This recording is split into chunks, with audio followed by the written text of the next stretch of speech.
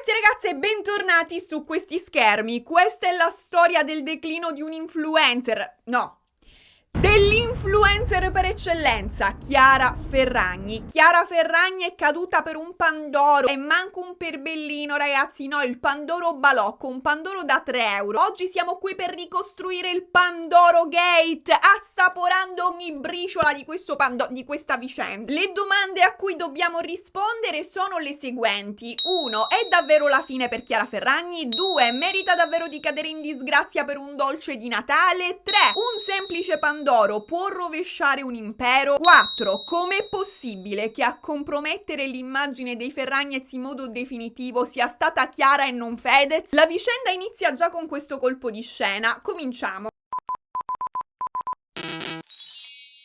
Ciao guys, fit check. Chiara Ferragni, un nome che evoca brillantini, glamour digitale, il colore rosa nella sua tonalità più fastidiosa. Ma Chiara Ferragni, come è diventata Chiara Ferragni? Tutto comincia nel lontano 2007, un'epoca oscura in cui i selfie si chiamavano le fotine e c'era Flickr. Flickr era la piattaforma social dei fotografi, quindi attenzione, non il social dei bimbi minchia che modificavano le loro foto su Picnic. Noi stavamo su Netlog, invece su Flickr c'erano gli appassionati di fotografia. Flickr era il loro tempio sacro, una piattaforma di nicchia dove gli utenti caricavano solo foto artistiche in alta qualità, foto per esempio raffiguranti, non lo so, il mare, i verdi prati, i treni, le praterie, insomma era il luogo in cui i fotoamatori difendevano la dignità della propria arte. Ciò fino a quando un giorno non arrivò Chiara Ferragni a pubblicarci le fotine dei suoi outfit. Su Flickr Chiara condivide foto amatoriali scattatele dalla mamma, dalla sorella, dal fidanzato, oppure le foto che si scattava da sola, mostrando semplicemente i suoi look del giorno, cioè lei con le sue foto diceva: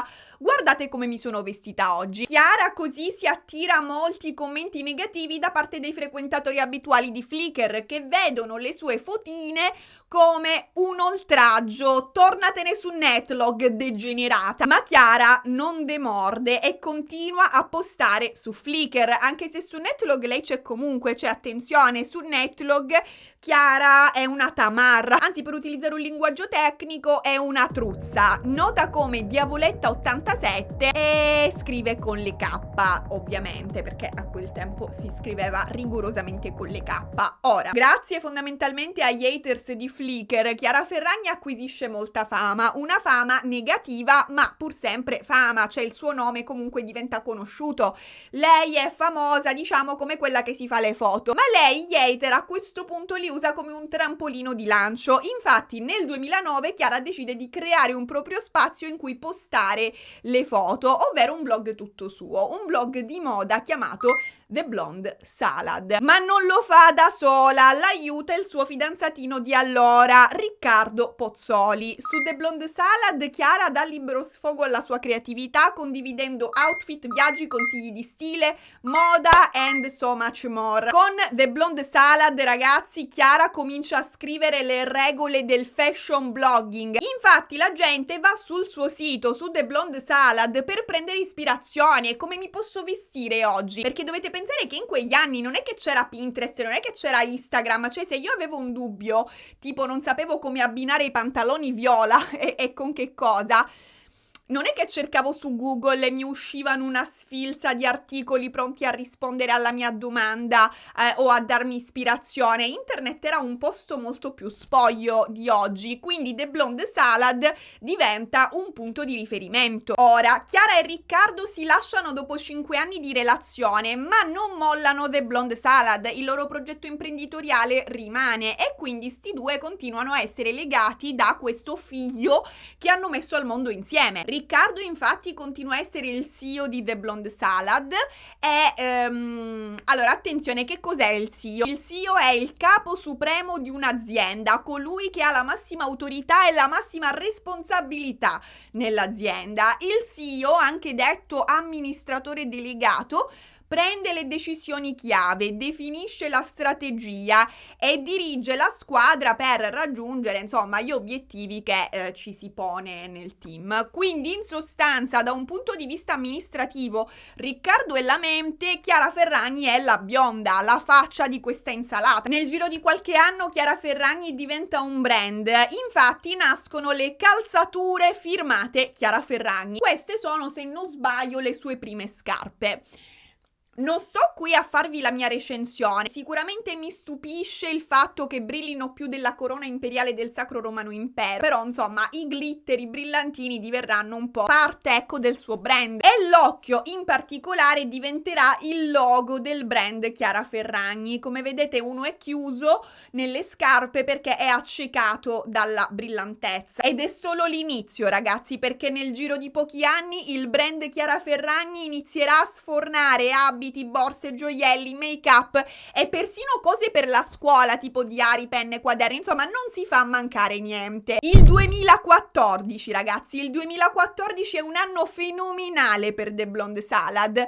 Nel 2014, infatti, secondo Forbes, la Chiarona, ormai nazionale, e ovviamente il suo CEO Riccardo Pozzoli, guadagnano un pozzoli di soldi, cioè guadagnano 8 milioni di dollari all'incirca. Anche perché intanto Chiara Ferragni è sbarcata su Instagram, dove ha raggiunto in poco tempo quasi 2 milioni di followers, ragazzi. Siamo passati molto velocemente qua, dallo scrivere con le K all'avere 2K su Instagram. No, che K, scusate, le M. Ma come fa un blog a generare così tanto reddito? Da dove arrivano sti soldi a Chiara Ferragni? Sicuramente ve lo starete chiedendo, perché diventiamo sempre tutti molto curiosi quando si tratta di introiti, di guadagni, no? Innanzitutto dagli annunci pubblicitari. Avete presente quei banner che mentre leggete un articolo su un sito vi sforzate di ignorare? Per esempio gli annunci delle auto o di Anna che abita vicino a casa vostra e vi vuole incontrare nudi. Ecco, questi annunci generano entrate basate sul numero di visualizzazioni e di click ricevuti dai lettori, cioè più sono i lettori che visitano il blog, più crescono le entrate di chi detiene quel blog. Un po' come le visualizzazioni qui su YouTube, ragazzi, più persone vedono questo video, più annunci compaiono, più io mangio a fine mese. Ma c'è di più, ragazzi, perché gli annunci fanno guadagnare, ok, ma non fanno diventare milionari. La vera miniera d'oro di Chiara Ferragni sono le collaborazioni con i brand di moda, perché giustamente a un certo punto le aziende di moda si interessano a lei, vogliono lavorare con lei. E direi, ragazzi, cioè immaginate migliaia di follower, migliaia di utenti che ogni giorno visitano il blog di Chiara Ferragni in cerca di consigli su cosa mettersi. Cosa mi metto oggi? Cosa indosso oggi? Vediamo cosa mi suggerisce Chiara Ferragni, vediamo se lei mi ispira. Un'azienda di moda, ragazzi, non può che sperare che Chiara Ferragni indossi e consigli i suoi abiti, e infatti a questo punto le aziende di moda corrono da Chiara Ferragni, la contattano e le dicono: senta signora Ferragni, piacere, io sono la signora Donatella Versace, esempio di fantasia. Mi dica una cosa, signora Ferragni, ma se le regalassi uno dei miei abiti, non è che lei lo indosserebbe, si scatterebbe una fotina e la piazzerebbe su The Blonde Salad scrivendo qualche cosa tipo: hi guys, questo è il mio outfit del giorno, vi piace? Ve lo consiglio. Signora Ferragni, lo faccia, la prego, io sono disposta a pagarla per fare ciò. Ed è così che Chiara inizia a farsi pagare profumatamente. Ora, la pubblicità sul blog di Chiara Ferragni è roba nuova e si rivela un tipo di pubblicità molto più efficace di quella tradizionale. Cioè, prendiamo per esempio un cartellone pubblicitario. Un cartellone pubblicitario per strada viene visto da passanti a caso, tra cui anche gente che magari è più interessata alla modella che al prodotto indossato dalla modella. Quindi io, Tezenis, pago 1.000 euro per avere la foto della mia modella con l'intimo Tezenis in Viale Lazio per una settimana, ma non ho nessuna garanzia su chi vedrà quel cartellone. Invece se io Tezenis pago sempre 1.000 euro per far mettere la mia canottiera, il mio intimo a Chiara Ferragni e farle postare la foto su The Blonde Salad, so in anticipo che tipo di persone vedranno quelle foto, quei prodotti, cioè so che sarà un pubblico in prevalenza femminile, interessato alla moda, di età compresa fra i 18 e i 24 anni, quindi i miei soldi saranno spesi meglio perché avrò un ritorno migliore sullo stesso investimento grazie al pubblico altamente mirato. Il pubblico che visita il blog di Chiara Ferragni cerca esattamente ciò che lei promuove, è la nascita dell'influencer marketing. Nel 2014 Chiara Ferragni viene presentata come caso di studio ad Harvard, dove per caso di studio si intende l'analisi della sua storia di marketing al fine di comprendere come stracavolo sia successo. Possiamo dire che Chiara Ferragni sia stata la prima influencer, quantomeno in Italia, ragazzi. Forse non si può dire che Chiara Ferragni sia stata la primissima influencer in tutto il mondo, perché comunque già in America credo che esistesse qualche blogger di moda che condivideva foto dei propri outfit e si faceva pagare dalle aziende, però non lo so, sinceramente è un po' difficile rispondere a questa domanda.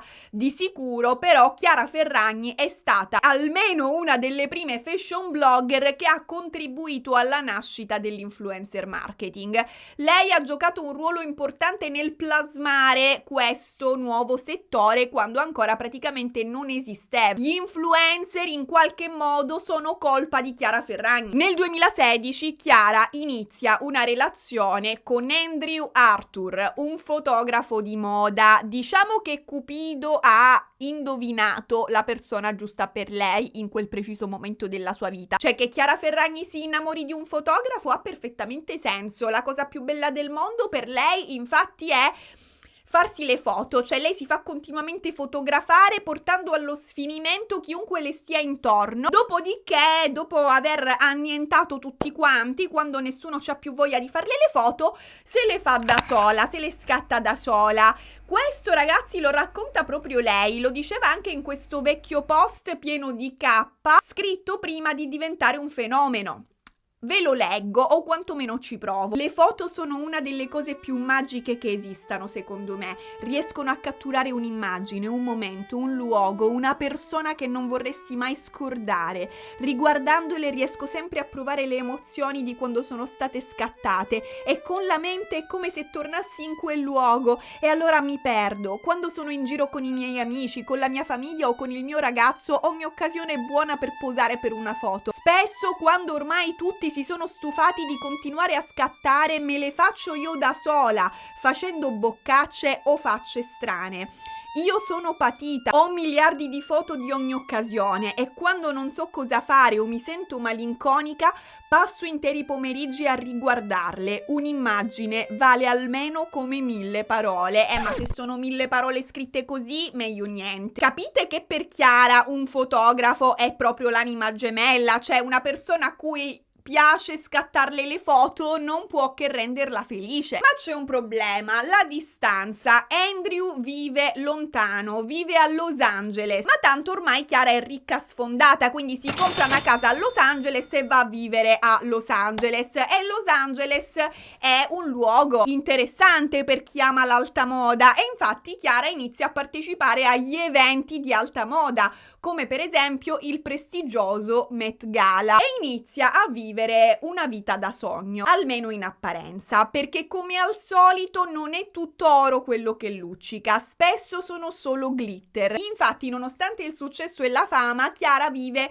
un periodo difficile, si sente sola e si sente soprattutto, ragazzi, ve la cito testualmente, professionalmente in gabbia, mentre altre persone prendevano la maggior parte delle mie decisioni. In tutto ciò, infatti, Riccardo Pozzoli continua a essere il CEO di The Blonde Salad, Salad, colui che prende le decisioni importanti, colui che sceglie la strategia. Insomma, anche la relazione con il fotografo alla fine non va in porto e dopo un paio d'anni Chiara e il fotografo si lasciano. Nel 2016 Chiara incontra Fedez, questo cantante che l'aveva pure citata in una sua canzone. Chiara e Fedez si mettono insieme e si sistemano, ma a questo adesso ci arriviamo. Intanto nel 2017 cambia qualcosa nel lavoro di Chiara. Infatti Riccardo Pozzoli, che fino a questo momento ha continuato ad essere il CEO di The Blonde Salad, lascia improvvisamente il suo ruolo nell'azienda. Non ci sono molte informazioni pubbliche su cosa abbia portato a questa decisione, ma si può supporre che ci fossero delle divergenze professionali tra loro. Questo sospetto è rafforzato dal fatto che nel giro di un paio di anni Pozzoli venderà la sua quota del 45% senza neanche prima consultare Chiara, cioè lui lo fa e basta. Dopodiché pare che i due non si siano mai più parlati. Io ragazzi penso che Riccardo Pozzoli si sentisse un po' il padrone di Chiara Ferragni, o che quantomeno lei avesse questa percezione.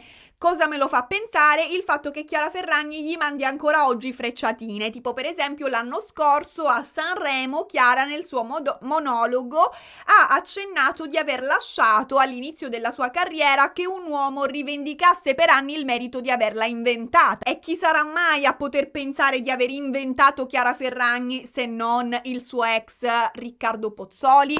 Oltretutto, come dicevamo prima, Chiara mentre era a Los Angeles si sentiva, a detta sua, come in una gabbia mentre altri prendevano le decisioni professionali per lei, e quelli erano proprio gli anni in cui Riccardo era il CEO di The Blonde Salad. A questo poi ragazzi aggiungiamoci che la storia dell'influencer marketing ancora oggi ossessiona un po' Riccardo, giustamente direi.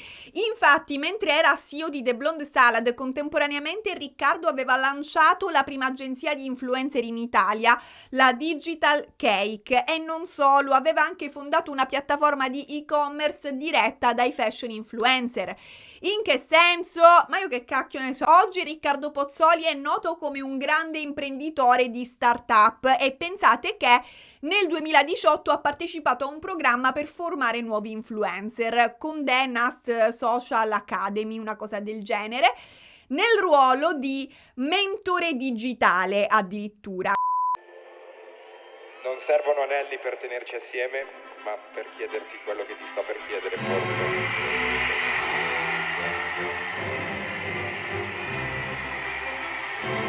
L'1 settembre 2018 Chiara Ferragni e Fedez si sposano, dando vita ai Ferragnez, che non è solo il nome di una ship tipo i Brangelina. Ferragnez è il nome di un fenomeno, un'evoluzione dell'influencer marketing. Ma in che senso? Allora, Chiara Ferragni a questo punto è la regina delle influencer. Cosa fa lei? Lei influenza il tuo stile, che tu lo voglia o no. Lei detta le tendenze, perché lei in pratica è quella che si veste di merda per prima, fino a quando quella merda non comincia a piacere a tutti e diventa moda. Fino a questo momento, quindi, Chiara fa la stessa identica cosa che hanno fatto sempre le testimonial, le modelle. La differenza è che lei, invece di comparire sulle copertine delle riviste di moda, compare sui social, compare su Instagram. Ma è a questo punto che cambia qualcosa, perché a questo punto Chiara introduce un elemento che rende le persone ossessionate non più solamente da ciò che indossa, ma a lei come persona, alla sua storia privata personale.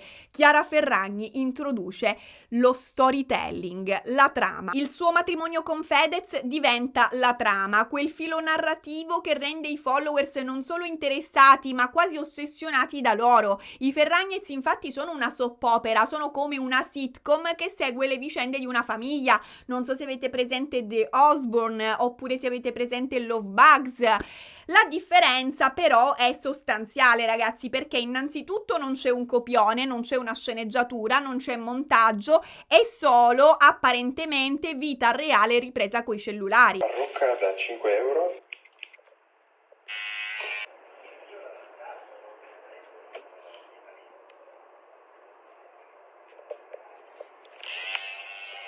Ma che cazzo fai? Sto dormendo! Amore, è uno scherzo?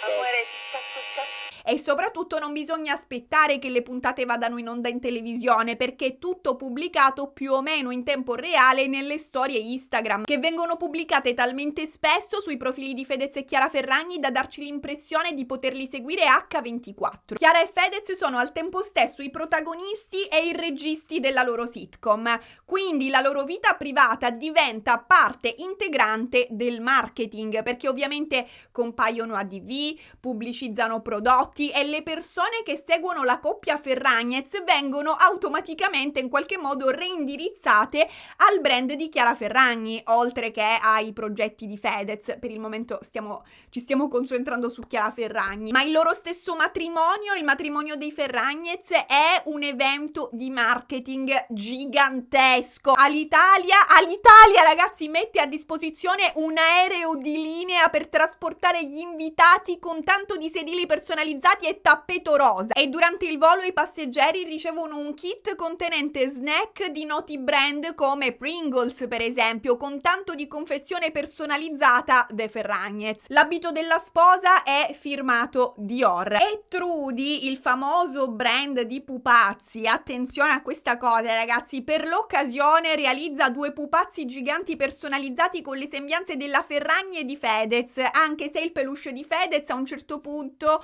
non si è visto più, probabilmente Fedez ha litigato anche con lui. Ricordatevi questa cosa del pupazzo Trudy, e vi sto citando in tutto ciò solo alcuni dei brand che apparentemente hanno fatto da sponsor ai Ferragnez durante il loro matrimonio. Tutto sembrava essere una ADV ragazzi, persino il sì secondo me era sponsorizzato dalla Piaggio. Considerate che il costo del loro matrimonio è stimato a 20 milioni di euro, ma nei fatti penso che i Ferragnez abbiano speso quanto a un giro pizza con gli amici. Ma perché tutti sti brand si sarebbero scomodati? Perché comparire al matrimonio dei Ferragnez è una pubblicità enorme, anche perché se ne è cominciato a parlare molto tempo prima di questo matrimonio. C'è stato un grande hype per sto matrimonio e il tutto è stato trasmesso sui social, cioè le nozze dei Ferragnez sono paragonabili a delle royal wedding italiane per copertura mediatica. E nel frattempo arrivano i figli. Anche questa nuova fase si trasforma in una ennesima evoluzione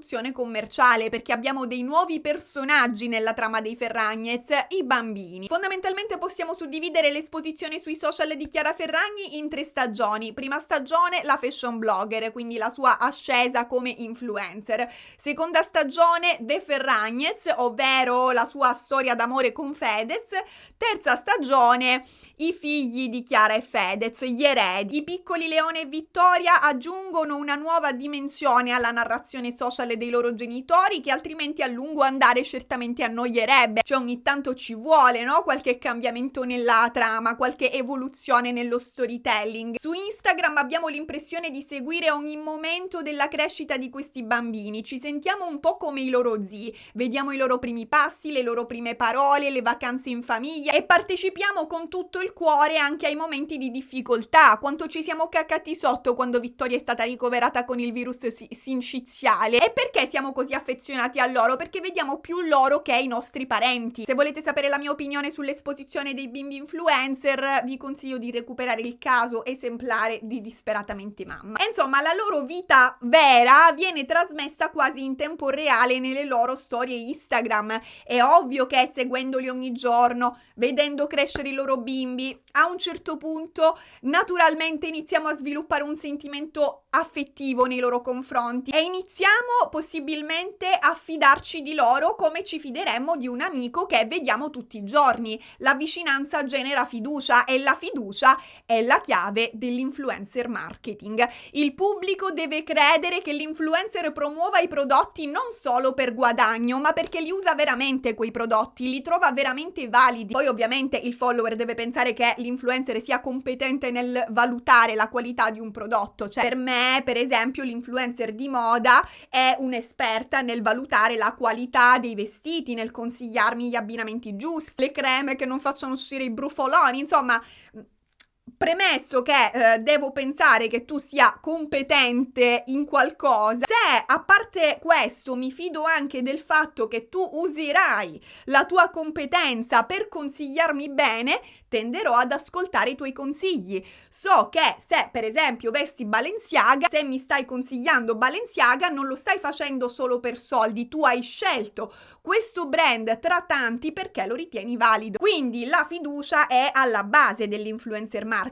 Se mi promuovi un prodotto per soldi senza magari manco averlo effettivamente provato, la tua pubblicità mi fa poco effetto, anzi mi dà pure fastidio che tu la faccia e la schippo. Ora, Chiara Ferragni tutto questo lo sa perché queste sono le basi della psicologia del marketing e infatti Chiara Ferragni coltiva la fiducia nei suoi followers.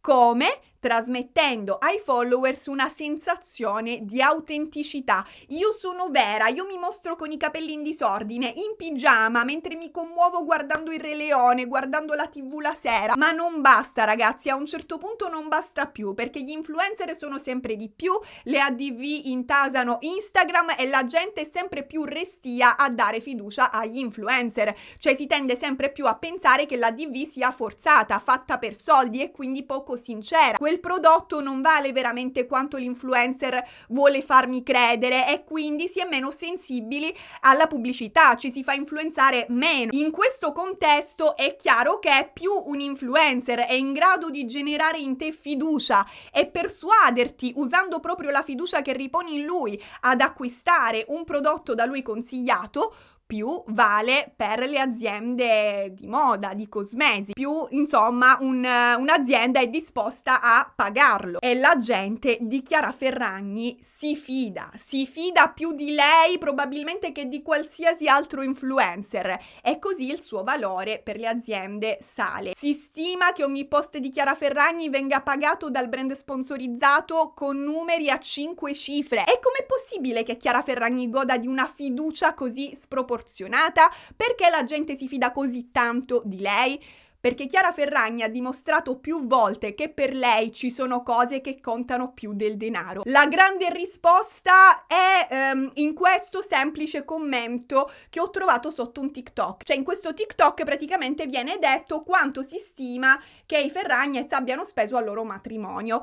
E un utente commenta proprio sotto questo TikTok: bisogna dire che se lo sono guadagnato e poi loro fanno anche del bene, perciò non c'è niente da dire. E infatti Chiara Ferragni e Fedez per il loro matrimonio hanno deciso di non ricevere regali ma donazioni. La coppia ha lanciato una raccolta fondi su GoFundMe con l'obiettivo di raccogliere 50.000 euro per donarli, lo sapete a chi?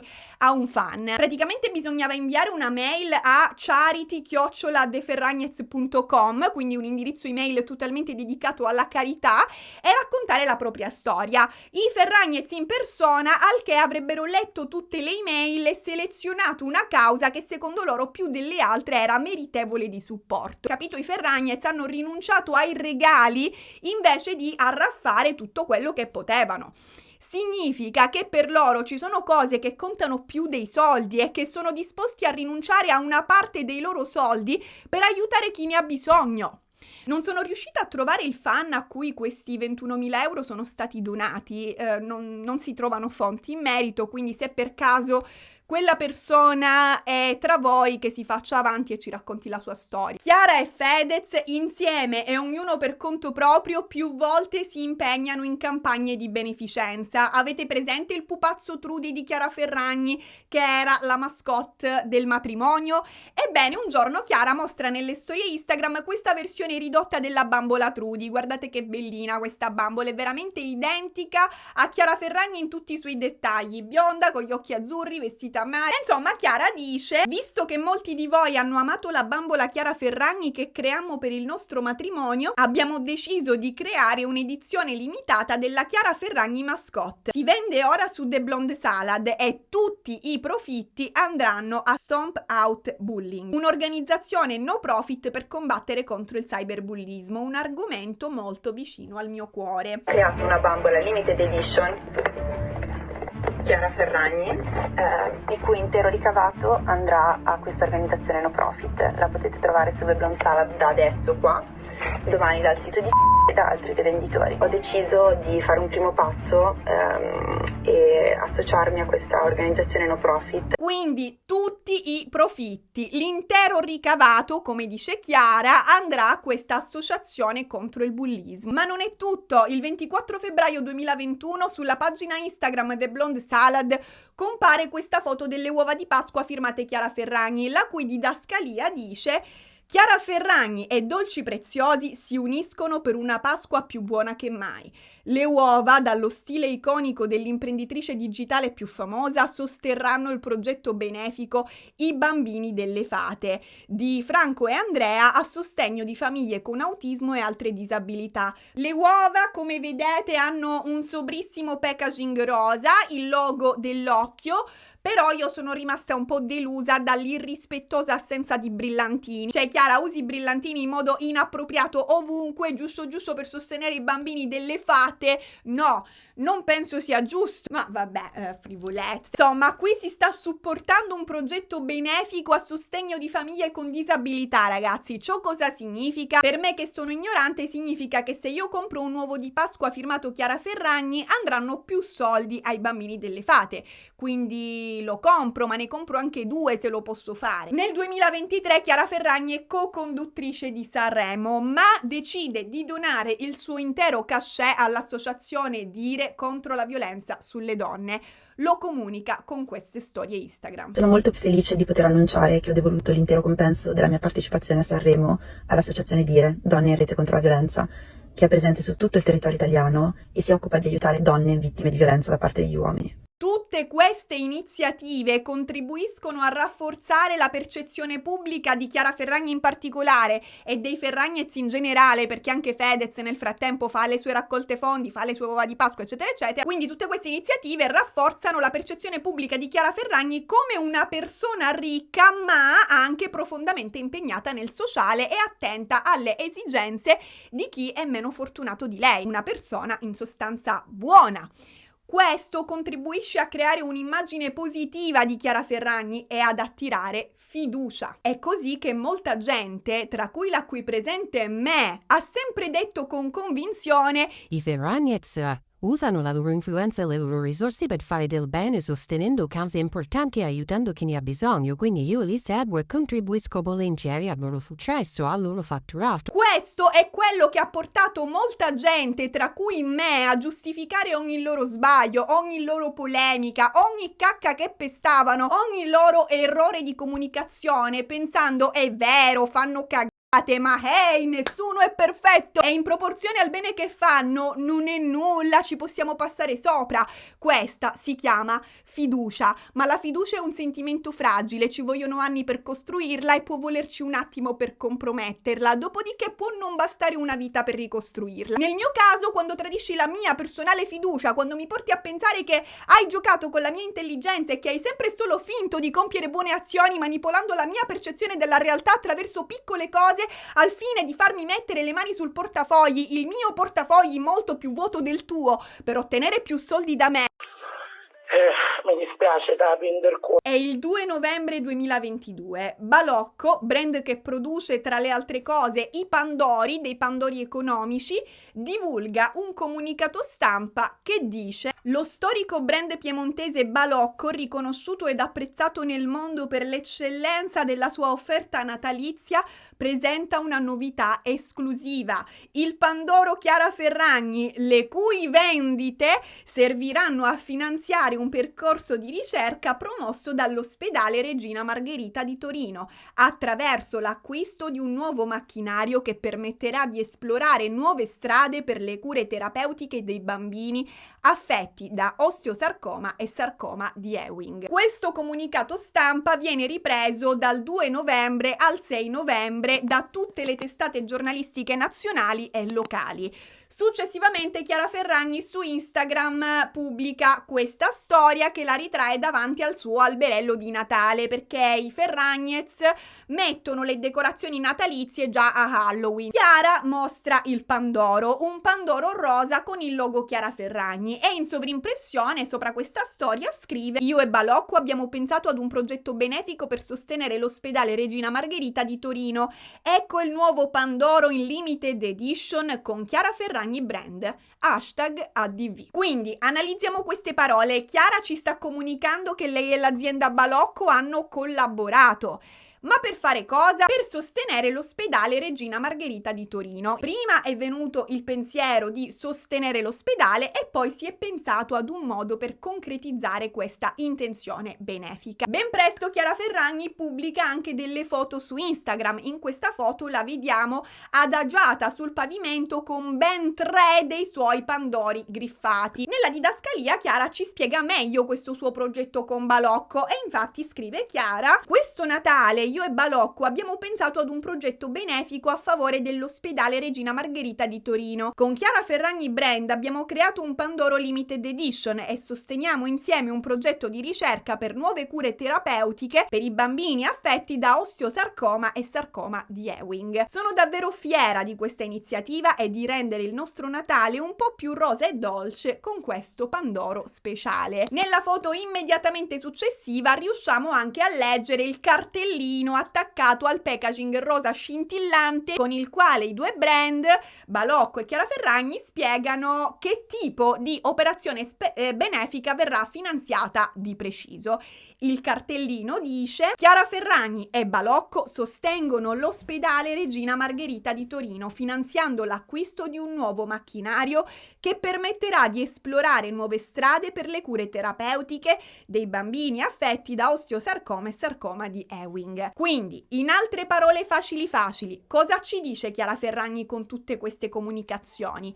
Che questo Pandoro è creato ed è venduto per comprare il macchinario. Questo macchinario sarà utilizzato per fare che? Per avere più possibilità di curare i bambini affetti da osteosarcoma e sarcoma di Ewing. Che cosa sono queste due malattie? Sono due tipi di tumori ossei rari e molto aggressivi che colpiscono principalmente i bambini o comunque le persone molto giovani. Il solo pensare a un bambino affetto da questa patologia mi spezza, ma penso che tutti quanti ci sentiamo un po' incavulati con l'universo se ci pensiamo. Il dolore che può provare un genitore nel ritrovarsi ad affrontare una patologia così aggressiva per un bambino indifeso, così piccolo che percepisce come spaventoso anche un semplice ago per fare un prelievo, figuriamoci cure più invasive o dolori più forti. Io credo che non sia in alcun modo descrivibile con le parole, e credo che nessuno speri di trovarsi mai in una situazione simile. Ora, il fatto che le vendite di questo Pandoro serviranno a finanziare l'acquisto di questo macchinario, a finanziare insomma la ricerca contro questi tumori, dà a coloro che hanno figli che soffrono di questi tumori qualcosa di cui hanno disperatamente bisogno: speranza. E non solo a quelli che hanno figli che ne soffrono o parenti che ne soffrono, ma a chi comunque si fa, no? Il pensierino che potrebbe accadere, viviamo tutti sotto lo stesso cielo. Quindi su questo cartellino c'è speranza, soprattutto quando il macchinario viene descritto come un metodo che permetterà di esplorare nuove strade per le cure terapeutiche. Nuove strade, ragazzi, ti si accende la speranza che queste nuove strade possano portare alla cura definitiva. Dopodiché Chiara Ferragni, ragazzi, fiera di questa sua iniziativa benefica, pubblica questo video. Si tratta di un video tutorial su come decorare correttamente il pandorino usando lo stencil del suo logo che si trova dentro la busta del Pandoro e lo zucchero a velo che è ovviamente rosa shocking. Ecco il tutorial, ve lo faccio vedere. Si mette lo stencil così con le alette sopra, si prende lo spolvero rosa e si fa cadere così leggermente. Ora togliamo lo stencil e Dadan! Facilissimo! Intanto Fedez è nella stanza accanto che scuote violentemente la busta con la polvere dentro. Il video solleva molte risate, diventa un po' un meme, perché insomma vedere mettere lo zucchero a velo sul pandoro con il culino è ridicolo in base alle nostre tradizioni italiane, cioè questo sarà il tutorial su come decorare il pandoro a Los Angeles. Comunque torniamo al pandoro benefico, quello che la maggior parte delle persone sembra recepire da tutte queste ATV e dal comunicato è che più pandori verranno venduti, più soldi andranno alla ricerca, giusto? Anche perché nel comunicato stampa di Balocco c'è proprio scritto che le vendite serviranno a finanziare questo percorso di ricerca. Quindi, insomma, ragazzi, si capisce, metti che avanzano soldi dall'acquisto del macchinario, sempre in questa ricerca li andiamo a mettere, no? Secondo me è abbastanza intuitivo. Più soldi andranno alla ricerca, più speranze ci saranno per i bambini affetti da queste patologie. Tra l'altro ci tengo a precisare una cosa, l'osteosarcoma non è, in base quantomeno alle mie ricerche, ragazzi, non sono un medico, quindi correggetemi se sbaglio, però mi sembra che non sia una patologia che interessa solo ed esclusivamente i bambini. Il sarcoma di Ewing nella maggior parte dei casi si presenta tra i 10 e i 20 anni di età. L'altro tumore menzionato, l'osteosarcoma, si manifesta nella maggior parte dei casi tra i 10 e i 30 anni e comunque a 30 anni non ci si può certo definire bambini. Inoltre parliamo della maggior parte dei casi, ciò significa che possono esserci anche persone più grandi che lo manifestano, anche se è raro. Quindi, vero che il macchinario andrà all'ospedale dei bambini, però se la ricerca ottenesse risultati concreti e si trovassero nuove terapie, tutti ne gioverebbero, non solo i bambini. Però insomma la comunicazione di Chiara Ferragni è categorica: nuove cure terapeutiche per i bambini affetti da osteosarcoma e sarcoma di Ewing. La scelta di focalizzare l'attenzione sui bambini secondo me è un po' dovuta sì al fatto che ovviamente si tratta di un ospedale dei bambini, ma anche al tentativo di generare più empatia, cioè le storie di bambini affetti da malattie gravi hanno un impatto più forte in genere, quindi ci sta che si ponga l'enfasi sui bambini per sensibilizzare maggiormente, in modo che la causa ottenga più supporto, in modo che più gente compri il pandoro, ragazzi. Più soldi significa più speranza, ed ecco così che grazie a questa iniziativa benefica c'è chi compra anche più di un pandoro Pink Christmas, questo il nome del pandoro Chiara Ferragni. C'è chi compra 2 pandori, c'è chi lo compra al posto del classico pandoro balocco proprio per sostenere la causa. Questo nonostante il pandoro Pink Christmas abbia un costo molto più alto rispetto al pandoro classico, il classico pandoro balocco. Infatti se il pandoro classico costa 3,68 €, il pandoro Pink Christmas costa la bellezza di 9,37 €. Non un pandoro, ma un pandoro, che poi non è assai 9 euro per un pandoro, è assai per un pandoro balocco, perché comunque non è che cambino gli ingredienti di questo pandoro, sempre quello è. Eppure la gente se li compra, perché tanto il pandoro a Natale lo devi comprare lo stesso, a sto punto perché non comprarlo aiutando i bambini che passeranno un Natale difficile. L'iniziativa del pandoro viene riportata sui giornali, in particolare su Il Corriere della Sera, il quale scrive nel titolo: Chiara Ferragni lancia il suo pandoro, e nel sottotitolo dice: l'incasso andrà a sostegno della ricerca contro i tumori infantili. Attenzione, l'incasso, questo significa che più pandori comprate, ragazzi, più soldi arriveranno alla ricerca contro i tumori infantili. Siamo sempre lì, e chi in passato ha avuto a che fare con questi tipi di tumori esprime nei commenti gratitudine a Chiara Ferragni. Vi leggo per esempio questo commento che ho trovato sotto il suo post dell'epoca.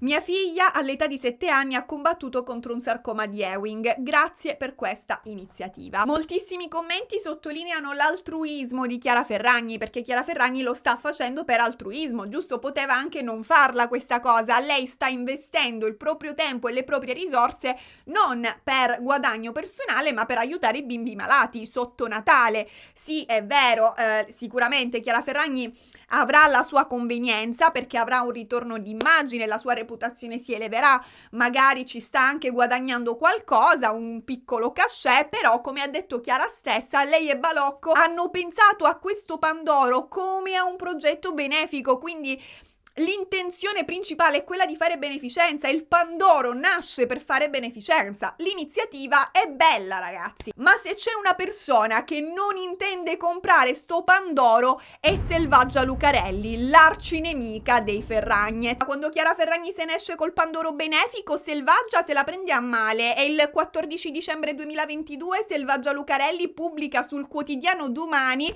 un lunghissimo articolo nel quale avanza, come dire, delle reticenze. Cioè lei dice sto Pandoro è solo marketing, non è beneficenza. A destarle dei sospetti è in particolare il famoso hashtag ADV. Infatti questo hashtag si mette obbligatoriamente per legge quando il post contiene una pubblicità, perché il pubblico ha il diritto di sapere che Chiara Ferragni, per dirti questo abito mi piace, è pagata dall'azienda che lo produce. L'hashtag ADV ci permette di distinguere tra un'opinione personale genuina dell'influencer e una promozione pagata, così da poter scegliere liberamente quanto farci influenzare da, insomma, quelle parole. Per esempio, in questo video che state guardando, questo qui, all'inizio vi sarà comparso un piccolo rettangolo grigio in alto che diceva una cosa tipo questo video contiene contenuti promozionali. Ciò perché? Perché in questo video a un certo punto io vi consiglierò un prodotto e sebbene io sia qui a garantirvi che scelgo gli sponsor in base a ciò che mi piace realmente, a ciò che uso quotidianamente e di cui ho realmente un'opinione positiva, io comunque sono pagata per parlarvene bene e voi lo dovete sapere, perché dovete essere liberi di non credermi quando dico che mi trovo bene e di pensare che io per qualche motivo menta o che stia amplificando perché mi conviene farlo. E questa libertà vi viene proprio dall'avviso che questo video contiene contenuti promozionali o, nel caso di contenuti su Instagram, contenuti su altri social, l'hashtag ADV, che significa advertising, che significa annuncio pubblicitario. Quindi per legge ADV va messo quando c'è una pubblicità, non ci sono casi. Quando l'influencer è pagata per dire ciò che dice deve mettere l'hashtag ADV, altrimenti è pubblicità occulta, o comunque potrebbe essere pubblicità occulta nel caso in cui non palesi in altri modi il fatto che stia facendo una pubblicità, insomma, cioè non ve la può fare passare per una cosa che non è pubblicità. Ora, in tutti i contenuti sul Pandoro benefico griffato, Chiara Ferragni mette l'hashtag ADV, quindi significa che è pagata. Ora, davanti all'hashtag ADV sotto i post del Pandoro benefico, Selvi si chiede in che modo, anzi vi leggo direttamente quello che scrive lei, in che modo Chiara Ferragni contribuisce a questa iniziativa benefica? Se è pagata, immagino molti soldi da balocco per vendere Pandori. E Selvaggia si risponde da sola, dice vabbè, sicuramente parte del ricavato delle vendite del Pandoro andrà all'ospedale, anche perché, dice Selvaggia, questo è proprio quello che viene riportato da moltissimi siti, da moltissimi giornali, e questo è quello che tanti utenti hanno capito sui social, quindi è tipo una raccolta fondi, no? Però ragazzi, Selvaggia Lucarelli non si fa convinta, quindi che cosa fa? Va a spulciare il sito di Balocco, ma anche lì non trova scritto da nessuna parte quale percentuale delle vendite andrà all'ospedale in beneficenza. Al che ragazzi, Selvaggia che cosa fa? Prende e telefona a Balocco direttamente, cioè lei chiama all'ufficio stampa di Balocco e gli dice mi scusi signor Balocco, non per farmi i cazzi suoi, ma di ste 9 euro che costa il Pandoro griffato Chiara Ferragni, quanti centesimi andranno all'ospedale, si può sapere? Al che ragazzi Balocco le risponde no, ma veramente di ste 9 euro non c'è nessuna percentuale che andrà all'ospedale, o meglio lo 0% sarà donato di ogni dalla vendita di ogni Pandoro, perché in realtà noi di Balocco già l'abbiamo fatta la donazione all'ospedale Regina Margherita, è stata una donazione una tantum che abbiamo già fatto. E l'ufficio stampa di Balocco dice anche a Selvaggia Lucarelli Chiara Ferragni non ha donato, quantomeno non che noi sappiamo, perché non è parte dell'accordo che lei dovesse donare. Poi se lei decide di donare nel suo privato se lo sa lei, comunque non era nei patti, cioè solo noi di Balocco abbiamo donato, ma abbiamo già donato, quindi non è una raccolta fondi, ecco, la vendita di questo Pandoro. E quindi Selvaggia Lucarelli gli chiede, ok, ma allora che cosa c'entra Chiara Ferragni con la beneficenza di preciso? E risponde l'ufficio stampa di Balocco, niente, lei non c'entra niente, semplicemente abbiamo deciso insieme a chi Balocco dovesse destinare la donazione. grande contributo all'umanità. Cioè, in pratica Chiara Ferragni, di fronte al mare di sfortuna umana, ha scelto a chi quel giorno doveva andare un po' di fortuna. E questo è stato il suo contributo in questa beneficenza. Vabbè, in ogni caso, dice Balocco, se vendiamo più Pandori o meno Pandori ai fini della beneficenza non cambia niente, perché noi abbiamo già donato la nostra quota e non doneremo altro. Fine. Al che Selvaggia Lucarelli gli dice: ma mi scusi signor Balocco, sempre per non per farmi i cazzi suoi, ma non potevate donare e basta a sto punto? Cioè, che senso ha avuto collegare questa donazione al Pandoro e il Pandoro a Chiara Ferragni e farlo costare 9 euro? E il signor Balocco, ragazzi, le risponde, lo sapete cosa le risponde? Lei sa come funziona, magari uno legge la notizia di Chiara Ferragni che collabora con Balocco per il Pandoro e il prossimo anno decide di fare anche lui qualcosa per l'ospedale. Ma che scusa è? Cioè, Chiara Ferragni è milionaria e non dona niente e deve convincere a donare un povero disgraziato? Ma poi secondo me è il contrario, cioè se io compro il Pandoro potrei disincentivarmi dal fare altra beneficenza, perché nella mia testa ho già donato all'ospedale, quindi magari non ci vado di nuovo. Cioè, non ci vuole una laurea in marketing secondo me per capire che l'unico motivo per cui Chiara Ferragni è stata collegata alla donazione fatta da Balocco è stata per vendere più Pandori a un prezzo maggiorato, ma ingannando il pubblico e facendo credere che se avesse comprato un Pandoro costoso avrebbe contribuito a curare i bimbi dell'ospedale. Ma Selvaggia Lucarelli, ragazzi, non si accontenta e a questo punto si mette in contatto anche con Pierpaolo Berra. E chi è? Lui è l'ufficio stampa dell'ospedale Regina Margherita di Torino e gli dice: salve signor Pierpaolo, non per farmi i cazzi suoi, ma quanti soldi ha donato Balocco al vostro ospedale? Al che Pierpaolo le risponde: allora, io non mi sono occupato personalmente dell'operazione Pandoro, però comunque non penso che ancora si sappia quanto doneranno Balocco e Chiara Ferragni, visto che, per quanto ne sappiamo, raccoglieranno dei soldi con le vendite dei Pandori e poi quei soldi verranno dati in beneficenza qui all'ospedale. Boom! Anche Pierpaolo, ragazzi, aveva capito così. Al che Selvaggia Lucarelli gli dice: no, guardi signor Pierpaolo, mi duole dirle che non ha capito niente, cioè come tutti noi non si senta in difetto. E Pierpaolo le dice: vabbè, allora faccia una cosa, contatti la dottoressa Fagioli e parli con lei, perché è lei che ha seguito l'operazione Pandoro. Ok, Selvaggia Lucarelli chiude con Pierpaolo e chiama la dottoressa Fagioli e le dice: salve dottoressa Fagioli, non per farmi i fagioli suoi, ma Balocco quanto le ha donato? E la dottoressa Fagioli le risponde così: la donazione non è ancora avvenuta perché riceveremo la cifra alla fine di questa campagna di raccolta fondi con la vendita di questo Pandoro. Boom, anche lei ha capito male. A questo punto Selvaggia Lucarelli le dice: guardi dottoressa, purtroppo non funziona così, lei ha capito male. Ma la dottoressa Fagioli la contraddice e le dice: no, se permette, semmai quella che ha capito male è lei. E Selvaggia le risponde: no, non è così, glielo assicuro, io ho parlato con Balocco. Insomma, si litigano. La dottoressa Fagioli si inalbera e la manda a fare in culo, concludendo la conversazione dicendo: la famiglia Balocco è degna di ben altro di questo giro di parole che mi sta facendo, lei è faziosa. E insomma le chiude il telefono in faccia. Selvaggia Lucarelli di fronte a ciò deduce che questo Pandoro stia generando un piccolo equivoco e dice nel suo articolo sul quotidiano Domani: ve lo dico io, qua a guadagnarci di più è Chiara Ferragni, perché lei si sta facendo pagare, lei si sta limando la reputazione, ma lei non sta donando manco un pelo delle sue ascelle glitterate, manco una fetta di Pandoro. E il vero problema è che tutti, anche l'ospedale stesso, pensano che la donazione sarà più alta quanti più Pandori verranno venduti, e ciò non è vero.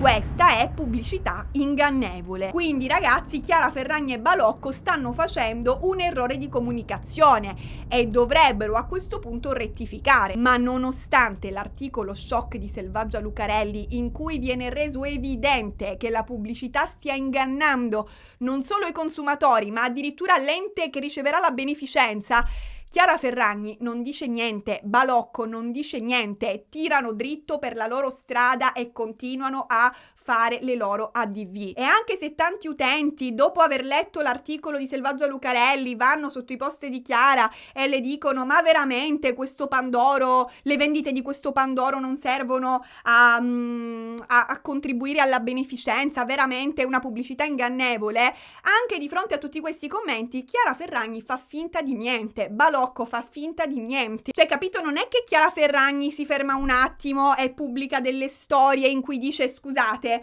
forse qui c'è un misunderstanding, sappiate tutti quanti che Balocco sta donando una quota indipendentemente dai Pandori venduti, ho commesso un errore di comunicazione, mi dispiace, rettifico, se vi piace comprate il mio Pandoro griffato, sapendo che io ho scelto di fare il Pandoro con Balocco non perché sto donando io, non perché le vendite di questo Pandoro contribuiranno alla donazione, ma perché mi piace il fatto che Balocco abbia fatto una donazione libera all'ospedale Regina Margherita e io ho deciso di associarmi a questo brand che ha commesso una buona azione. Tutto questo Chiara non lo dice, non lo fa, Chiara sceglie di non essere Chiara. Ma non finisce qui. Selvaggia torna a parlare della questione anche nell'episodio del suo podcast Il Sottosopra intitolato Balocco, Ferragni e un Pandoro amaro, e racconta di nuovo tutta la situazione. Quindi non è che dici Chiara Ferragni non l'ha saputo che si fosse generato questo equivoco, perché se ne è parlato abbondantemente, ragazzi, se ne è parlato sui social,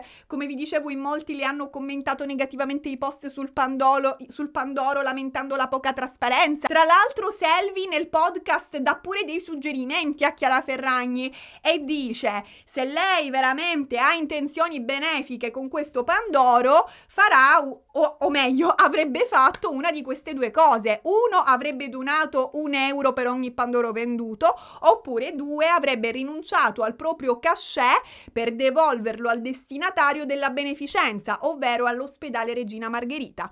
Ma che ne sappiamo, dice Selvaggia Lucarelli, lei non sta facendo nessuna di queste due cose. Niente ragazzi, anche dopo il podcast di Selvi, nonostante si sollevi una nuova ondata di polemiche sul Pandoro, né Balocco né Chiara Ferragni dicono nulla. Avrebbero potuto in questo momento chiarire come stava funzionando la beneficenza e renderci liberi di decidere se comprare il Pandoro sulla base di informazioni oneste, trasparenti, e invece scelgono di mantenere la questione opaca, accollandosi di fatto il rischio che qualcun altro cada in equivoco e compri un Pandoro a €9 invece che a 3 solo perché vuole contribuire alla donazione. Il caso del Pandoro resta al centro delle polemiche fino a quando qualche giorno dopo Chiara Ferragni non cambia discorso. Infatti un bel giorno Chiara posta un video in cui dice di star subendo body shaming e in effetti ragazzi Chiara aveva postato una foto in intimo e nei commenti era stata derisa per la sua magrezza ed era stata etichettata come manico di scopa tra le altre cose, ma questo tipo 20 giorni prima. E quindi Chiara Ferragni pubblica questo video in cui dice: siete misogini, siete maleducati, mi fate schifo, mi prendete in giro per il mio aspetto, vi rendete conto che io leggo commenti così da quando avevo 19 anni? E giusto ora che ne hai 35 ti sta venendo la voglia di rispondere. Giustamente ragazzi, a molti viene il dubbio che Chiara Ferragni stesse spostando l'attenzione mediatica e che stesse cercando di attirarsi un po' di affetto dipingendosi come una vittima, come vulnerabile, così appunto da insomma suscitare un po' di sensibilità nelle persone e tornare ad essere cute. E se questo era il suo intento ragazzi ci riesce, perché il dramma del Pandoro si spegne e per oltre un anno praticamente non se ne parlerà più. Giugno 2023. Il 14 giugno 2023 sul sito dell'Agicom si legge: avviata istruttoria nei confronti di Balocco per pratica commerciale scorretta. L'11 luglio 2023 il procedimento viene esteso anche alle società Fenice e TBS Crew, ovvero le due società cui fa capo Chiara Ferragni. Infatti Chiara Ferragni è la CEO di Fenice SRL ed è la presidente del consiglio di amministrazione di TBS Crew. TBS sta per The Blonde Salad. Che succede? Succede che Selvaggia Lucarelli aveva ragione. L'Agicom, intanto che cos'è? L'Agicom è niente meno che l'autorità garante delle comunicazioni. In altre parole è l'ente che controlla che chi comunica in televisione, sui social, sui media, lo lo faccia in modo corretto, lo faccia in modo equo e lo faccia in modo trasparente. L'ultima volta che abbiamo parlato dell'Agicom è stato nel caso di C'è posta per te, quando Maria De Filippi ha incitato un uomo psicologicamente abusante nei confronti della ex a tornare insieme a lei. Ecco, l'Agicom lì aveva chiamato Queen Mary e le aveva chiesto: tutto a posto, amo? Hai bisogno di una pausa? Ma torniamo al Pandoro. Perché secondo l'Agicom Balocco avrebbe agito in modo scorretto? Perché i consumatori potevano pensare che acquistando il Pandoro griffato Ferragni contribuissero alla donazione in favore dell'ospedale Regina Margherita di Torino, o che contribuissero comunque all'acquisto del macchinario, e invece non contribuivano perché Balocco aveva già deciso l'ammontare della donazione addirittura molti mesi prima del lancio del Pandoro, e quella sarebbe stata l'unica donazione a prescindere dall'andamento delle vendite del Pandoro griffato. Per questo motivo, dice l'Agicom, il nucleo speciale antitrust della Guardia di Finanza ha appena ispezionato le sedi della Balocco. Quindi cosa sta succedendo? Qui abbiamo addirittura l'antitrust, la Guardia di Finanza, cioè intanto che cacchio è l'antitrust? Sembra il nome di un antivirus, ed è una cosa del genere, cioè praticamente l'antitrust protegge i consumatori dalle pratiche commerciali scorrette, ma protegge anche i venditori in qualche modo, tipo gli altri Pandori in questo caso, da cosa? Dalla concorrenza sleale. Trust in inglese significa fiducia, quindi questa squadra speciale della Guardia di Finanza è molto romantica. Noi consumatori ci fidiamo dei venditori, ma qualcuno deve pure assicurarsi che non si abusi della nostra fiducia. Nonostante questo casino, ragazzi, Chiara Ferragni non ne parla, cioè continua a condividere le sue foto, le sue stories, e non dà nessuna spiegazione, cioè lei opta per il never complain and never explain, il motto della regina Elisabetta. D'altronde lei è la regina delle influenze, ma la gente le spiegazioni le vuole, e quindi commenta sotto i suoi post: Chiara, che succede con Balocco? Che hai da dire su Balocco? Ma è vera la storia di Balocco? Ma è vero che ci hai truffati col Balocco? E al che Chiara Ferragni è costretta a fare qualcosa. E cosa fa Chiara Ferragni? Blocca tutti i commenti in cui compare la parola Balocco. Perché dovete sapere che su Instagram, andando nelle impostazioni, c'è l'opzione parole nascoste. Basta cliccare su gestisci le parole e frasi personalizzate, aggiungere la parola, per esempio la parola Balocco, ed ecco che tutti i commenti contenenti la parola Balocco verranno automaticamente nascosti dai miei post. Cioè, chi ha lasciato il commento continua a vederlo, ma tutti gli altri non lo vedono, quindi praticamente chi ha scritto il commento nascosto manco si accorge di essere invisibile. Ma noi come facciamo a sapere che la Chiarona ha bloccato la parola Balocco? Lo sappiamo perché Selvaggia Lucarelli, quando si fissa con una persona, cioè non ci dorme la notte. Lei fino a quando non ha finito la colonscopia non si ferma, e infatti ha fatto una cosa.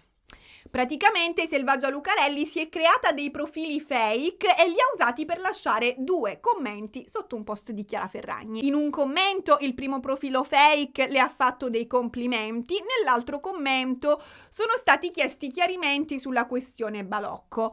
Controllando poi da un secondo profilo fake, Selvi ha potuto vedere che il commento con i complimenti era visibile, mentre quello contenente la parola Balocco no, era invisibile. Questa è una strategia molto furba per 2 motivi. Uno, si riduce la diffusione della notizia, perché giustamente se io non so nulla sul caso del Pandoro, se non ne ho mai sentito parlare, ma all'improvviso inizio a leggere sotto i post di Chiara Ferragni: Chiara, ma è vero che ci hai preso in giro col Balocco? Possibilmente mi vado a fare 2 ricerche, quindi la notizia si diffonde più velocemente. 2, bloccare la parola Balocco manipola la percezione degli utenti, perché se non vedo commenti che sollevano critiche sul caso Balocco e vedo che invece è tutto molto positivo, tutto molto tranquillo sotto i post di Chiara Ferragni, magari mi convinco che non c'è nulla di cui preoccuparsi e sono io che sto esagerando. A questo punto Selvaggia Lucarelli rilascia una nuova puntata del suo podcast dal titolo Chiara Ferragni ha oscurato la parola Balocco su Instagram. Per l'ennesima volta Selvaggia Lucarelli fa il recap della situazione. Ma Chiara continua a farsi allegramente i fatti suoi, il che è sospetto, perché non è possibile che la Guardia di Finanza ce l'abbia con te e tu non dici niente in proposito. Parliamo di autorità, non è più una polemichetta, quindi come minimo, se hai agito in buona fede, secondo me la prima cosa che ti viene da fare è impugnare il telefono e dire: raga, scusate, ma io non sto capendo, cioè, ma in che senso la Guardia di Finanza mi sta cercando? Mi sto cacando sotto, ma io vi assicuro che ho fatto tutto in buona fede. Non è possibile, ci sarà sicuramente un errore. Vabbè, vi terrò aggiornati io. Mi ricordo ad esempio quando Ciccio Gamer fu accusato di aver evaso il fisco, che la sua prima reazione fu proprio quella di pubblicare delle stories visibilmente scosso, in cui diceva: ragazzi, io non ho idea di cosa io abbia fatto, spero sia un errore, vi farò sapere. E lì secondo me la sua buona fede si vedeva, cioè a me quantomeno era sembrata evidente. Ma se non hai questo tipo di reazione è perché evidentemente non te la puoi permettere, non ti puoi permettere di dire al pubblico: guardate, ci sarà un errore, non è possibile, perché magari mentiresti, perché sai che in realtà non c'è nessun errore. E se poi viene fuori chi hai mentito è peggio. Cioè Chiara Ferragni non può dire: non è possibile, io sono sicura di avere fatto di tutto per fare una pubblicità trasparente, perché lei di fatto nel dicembre 2022 già lo sapeva che la sua pubblicità del balocco stava traendo in errore molti consumatori, nonché addirittura l'ospedale stesso. Lo sapeva perché Selvaggia Lucarelli glielo aveva fatto notare, gli utenti glielo avevano fatto notare, e nonostante ne avesse preso coscienza, comunque Chiara non si era preoccupata di correggere la pubblicità, per esempio andando a modificare il testo di questo post e rendendolo più trasparente, e non si era nemmeno preoccupata al tempo di postare un video chiarificatore, come dicevamo prima, in cui spiegava meglio, in modo onesto, come funzionava la donazione. Chiara non ha fatto mai nessuna rettifica, Chiara ha continuato a non essere chiara. Vabbè, da quando viene aperta l'istruttoria passa un mese. O meglio, a luglio i Ferragnez nel frattempo comprano una reggia sul lago di Como dal valore di 5 milioni di euro, proprio di fronte a Villa Oleandra, dove passa le vacanze George Clooney. Comunque passa un mese, passano agosto, settembre, ottobre. Nel novembre 2023 Chiara e Fedez si trasferiscono nella loro nuova casa, un attico a Milano dal valore di mercato da 6 milioni di euro, arredamento escluso, ragazzi. All'arredamento ora ci arriviamo. Questo attico è stato costruito da zero nella stessa zona in cui i Ferragnez già abitavano. A proposito, se volete andare ad abitare nella casa precedente dei Ferragnez, sappiate che è in affitto a 35.000 euro al mese. Costruito da zero significa che un giorno Chiara si è affacciata al balcone di casa sua, ha visto un bel palazzo, ha detto: voglio vivere in quel palazzo lì. E così ci ha fatto costruire sopra un piano in più, un ultimo piano tutto Ferragnez. È una casa gigante, non so sinceramente come facciano a orientarsi, soprattutto perché all'interno è stata suddivisa come un labirinto. Cioè io penso che mi sentirei più a mio agio a Versailles, ma abbiamo già assodato quanto io abbia gusti estetici assai lontani da quelli dei milionari, il che è male, molto male. Ad aver preso tutte le decisioni sull'arredamento apparentemente è Chiara Ferragni, è solo Chiara Ferragni, perché Fedez continuerà per giorni ad aggirarsi per casa incredulo, confuso e a tratti anche un po' disgustato dalle cose che si ritrova intorno. Guardate. Vedete, qua c'è la sala da pranzo, non è luminosa perché raga è tutta una tapparella unica qui. Poliedri, che cos'è poliedri? Ah, questi sono i poliedri, ma io non lo so. Come si apriranno qua le tapparelle? Oh. Niente raga, non so aprire le tapparelle. Vabbè, qui non so, vabbè, c'è questa stanza. Questa è la sala da pranzo, con un candelabro che mi mette un po' di ansia. Sembra che ti vuole picchiare questo candelabro. Questo qui è un quadro che ha scelto Chiara, che io farò sparire perché lo trovo orrendo. Non è possibile, questa stanza non ha le tapparelle? Ma poi c'è un tasto, amore, tu che mi stai guardando la diretta, ma c'è un tasto poi per tirar giù tutte le tapparelle? Tra le stanze abbiamo questa, che purtroppo non è la Red Room di Christian Grey, bensì la sala cinema, ovviamente molto più lussuosa di qualunque cinema, si intende. In generale credo che in questa casa siano stati usati tutti i materiali più lussuosi esistenti nei cataloghi per fare i pavimenti, le pareti, i pilastri, cioè io vedo cose che non ho mai visto prima. Le scale non mi ispirano sicurezza, se inciampi praticamente rimani incastrato in questo vano finché qualcuno non ti trova, il che a giudicare dalle dimensioni dell'appartamento potrebbe avvenire anche dopo molte settimane. Questo lampadario a forma di nuvola è firmato Apparatus e costa circa 30.000 euro. Il prezzo cambia a seconda di quante palle vuoi, un po' come le ADV di Chiara Ferragni, scopriremo. Questo divano color panna è un divano modulare firmato De Sede e ha un costo di 25.000 euro ed è il divano perfetto per chi non ama sedersi sul divano. Le poltroncine invece costano circa 2.000 euro ciascuna, quindi vabbè, molto umili. Nel caso in cui non sappiate come spendere lo stipendio questo mese, potete tenerle in considerazione. Lo specchio di Chiara, cioè questo affare che sembra uscito da Candy Crush, si chiama Ultra Fragola, costa circa 9.000 euro ed è il motivo per cui non bisognerebbe fare acquisti online dopo la mezzanotte, perché non penso che Chiara fosse sveglia quando lo ha scelto. Comunque ne parlo così tanto di questa casa dei Ferragnez che non mi piace perché mi fa sentire meglio con me stessa.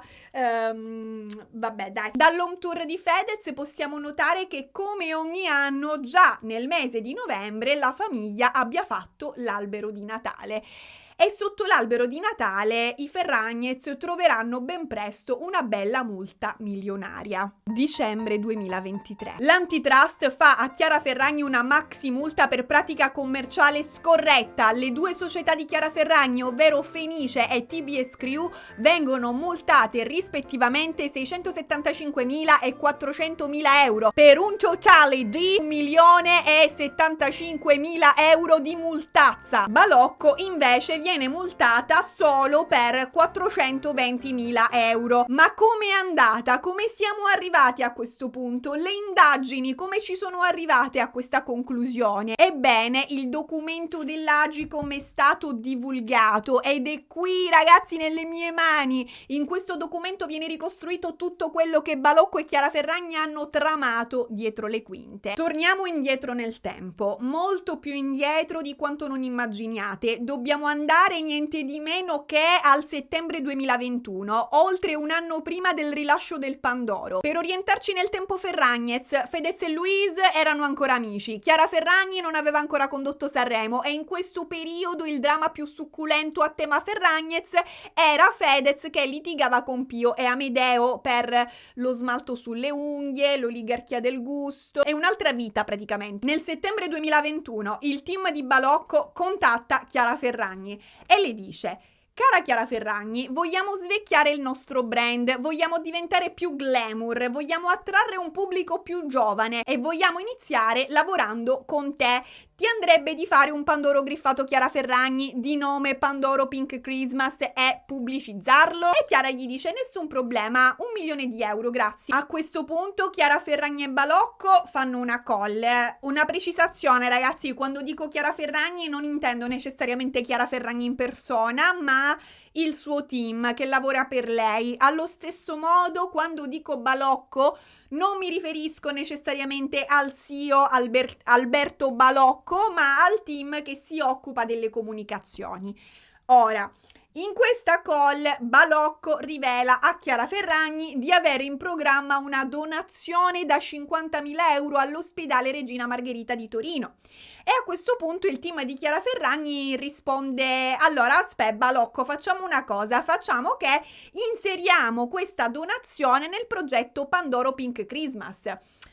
Ora ragazzi, attenzione, perché Chiara Ferragni avrebbe voluto associare il Pandoro a un progetto benefico? Mi è sembrata interessante la teoria di un'esperta di social media che ho trovato su TikTok. In base alla sua teoria si sarebbe trattato di un posizionamento reputazionale. Cioè questa ragazza, che si chiama Camilla Manfredini, spiega: se Prada ti dà a te influencer 200 euro per fare 40 post con le cose Prada, tu rispondi di sì. perché è Prada, ha una grande reputazione, ma se un brand di bassa qualità, tipo uno di quei marchi venduti al supermercato, ti propone 200.000 euro per un post, tu rispondi no, 200.000 euro sono pochi, me ne devi dare almeno 300.000 perché comunque tu mi fai perdere d'immagine. Capito? Sta brutto se Chiara Ferragni sponsorizza, non lo so, i vestiti dell'Ipercop, no? Quindi neanche per tutti i soldi del mondo lei lo farebbe. Ma se proprio Ipercop ci tiene, le deve dare più di tutti i soldi del mondo. Ora, Balocco non è un brand di lusso, è un Pandoro da 3 euro, un prodotto da supermercato e per giunta economico. Quindi ci sta che Chiara Ferragni chieda un cachet particolarmente alto. In questo caso lei chiede un cachet compreso tra 1 milione di euro e 1,5 milioni di euro. Nonostante il cachet così alto, però, qualcuno del team di Chiara Ferragni potrebbe averle detto: ascolta, so che fanno gola tutti questi soldi, però secondo me dovresti dire di no lo stesso, perché insomma ti fa perdere un po' di immagine la Balocco. Oppure possiamo fare una manovra, possiamo cercare di elevare la reputazione di Balocco. Facciamo che questo Pandoro è un progetto di beneficenza, facciamo che tu, Chiara Ferragni, ti associ a questo Pandoro economico, ma lo fai per i bambini malati, il che comunque risulta una cosa carina lo stesso alla fine. Questa è la teoria, ragazzi. Potrebbe essere successo, insomma, che durante la call il team di Chiara Ferragni abbia chiesto a Balocco: ma non è che per caso avete in mente di fare beneficenza qualche volta prima dell'uscita del Balocco, così usiamo questa mossa per dare un aspetto migliore all'operazione Pandoro Pink Christmas?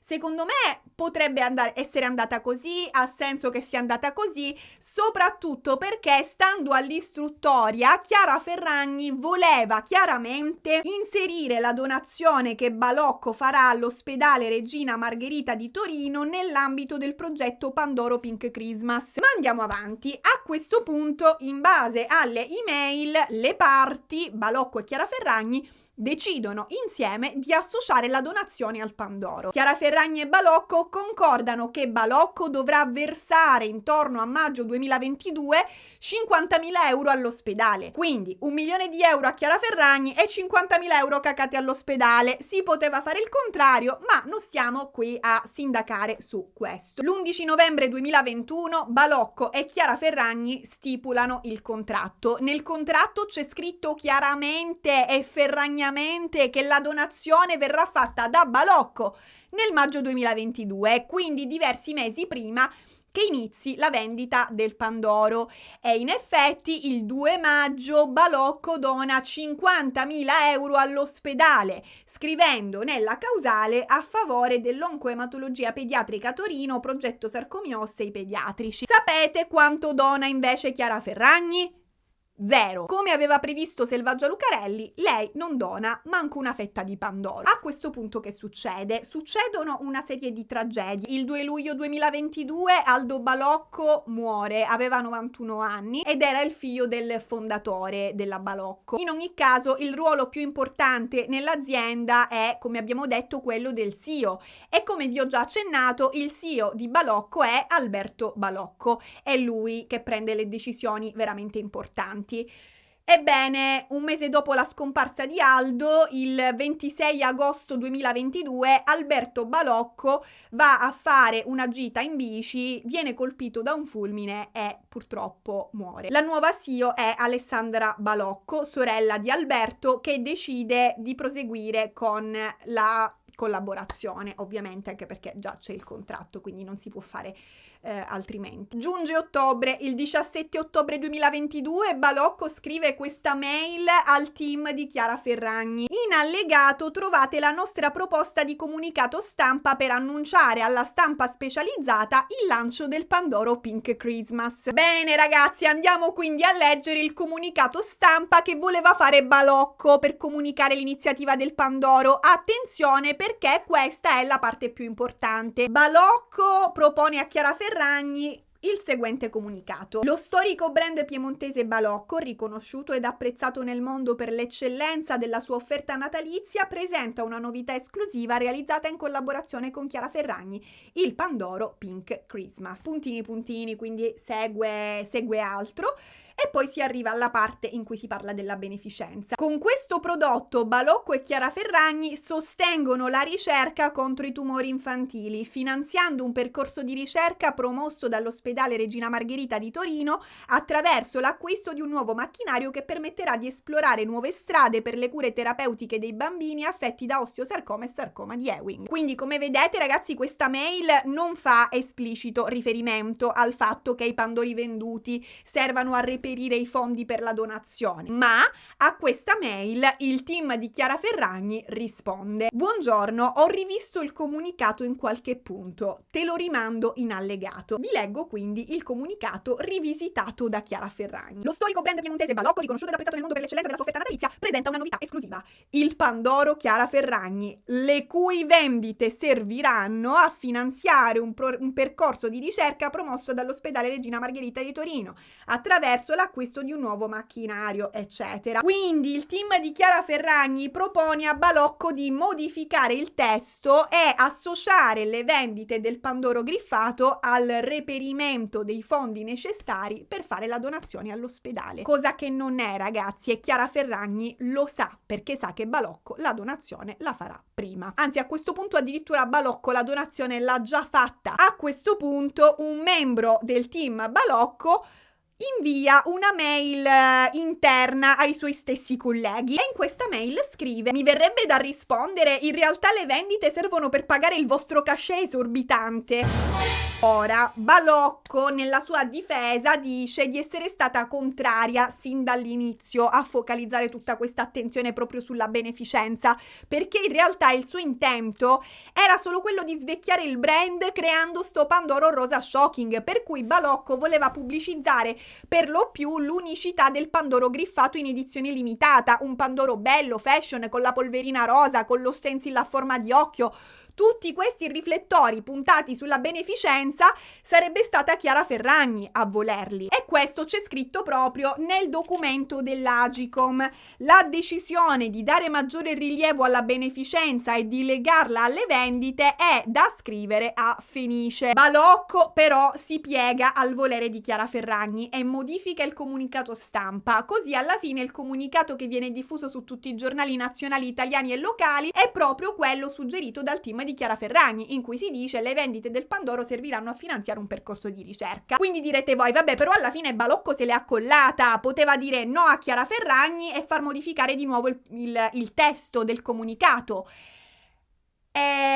No, in realtà no, ragazzi, cioè per contratto Balocco non aveva molte alternative. Infatti, in base al contratto, qualunque comunicato, qualunque post, qualunque storia Instagram, prima di essere pubblicata, doveva essere approvata da entrambe le parti. Ma nel caso in cui le due parti non fossero state d'accordo, cito testualmente il contratto stipulato tra Balocco e le società di Chiara Ferragni, la decisione di Fenice dovrà considerarsi come vincolante e prevalente. In altre parole, se Balocco non era d'accordo con le decisioni di Chiara Ferragni, si attaccava al tram. Passa un mese e giunge per Chiara Ferragni il momento di preparare i post e le stories. Ora, il team di Balocco è preoccupato a questo punto, perché Chiara Ferragni sembra essere pronta a rischiare di fare pubblicità ingannevole e quindi li può mettere nei guai. E infatti un membro del team Balocco scrive alle sue stesse colleghe, sempre in una mail interna al team Balocco: per me ok, ma massima attenzione all'attività benefica che ci espone a pubblicità ingannevole se correlata alle vendite. Occorre spiegarglielo bene, meglio forse per telefono,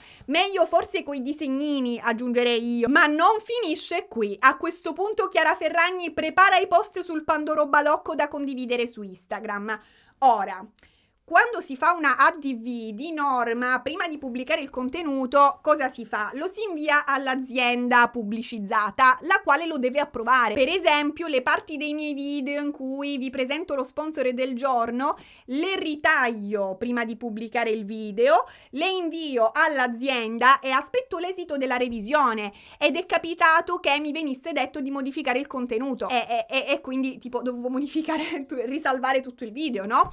E quindi Chiara Ferragni invia il testo dei post a Balocco. Ebbene, di fronte al testo dei post proposto da Chiara Ferragni, Balocco risponde con una mail che dice ciò: per noi è molto importante sottolineare il sostegno al progetto benefico senza menzionare le vendite, in quanto si tratta di una donazione che non è legata all'andamento del prodotto sul mercato. Al che, ragazzi, i due team si scambiano un copioso numero di email, ma alla fine Balocco non può che attaccarsi al tram, di nuovo, perché nel contratto c'è scritta la seguente cosa: il cliente, ovvero Balocco, rinuncia ad approvare le scelte e le modalità espressive adottate da TBS, ovvero la società di Chiara Ferragni, per la realizzazione dei contenuti e il risultato finale, rinunciando a chiedere modifiche e o rifacimenti anche solo parziali dei contenuti. E così Chiara Ferragni fa sostanzialmente quello che vuole e con i suoi post, le sue stories, i suoi contenuti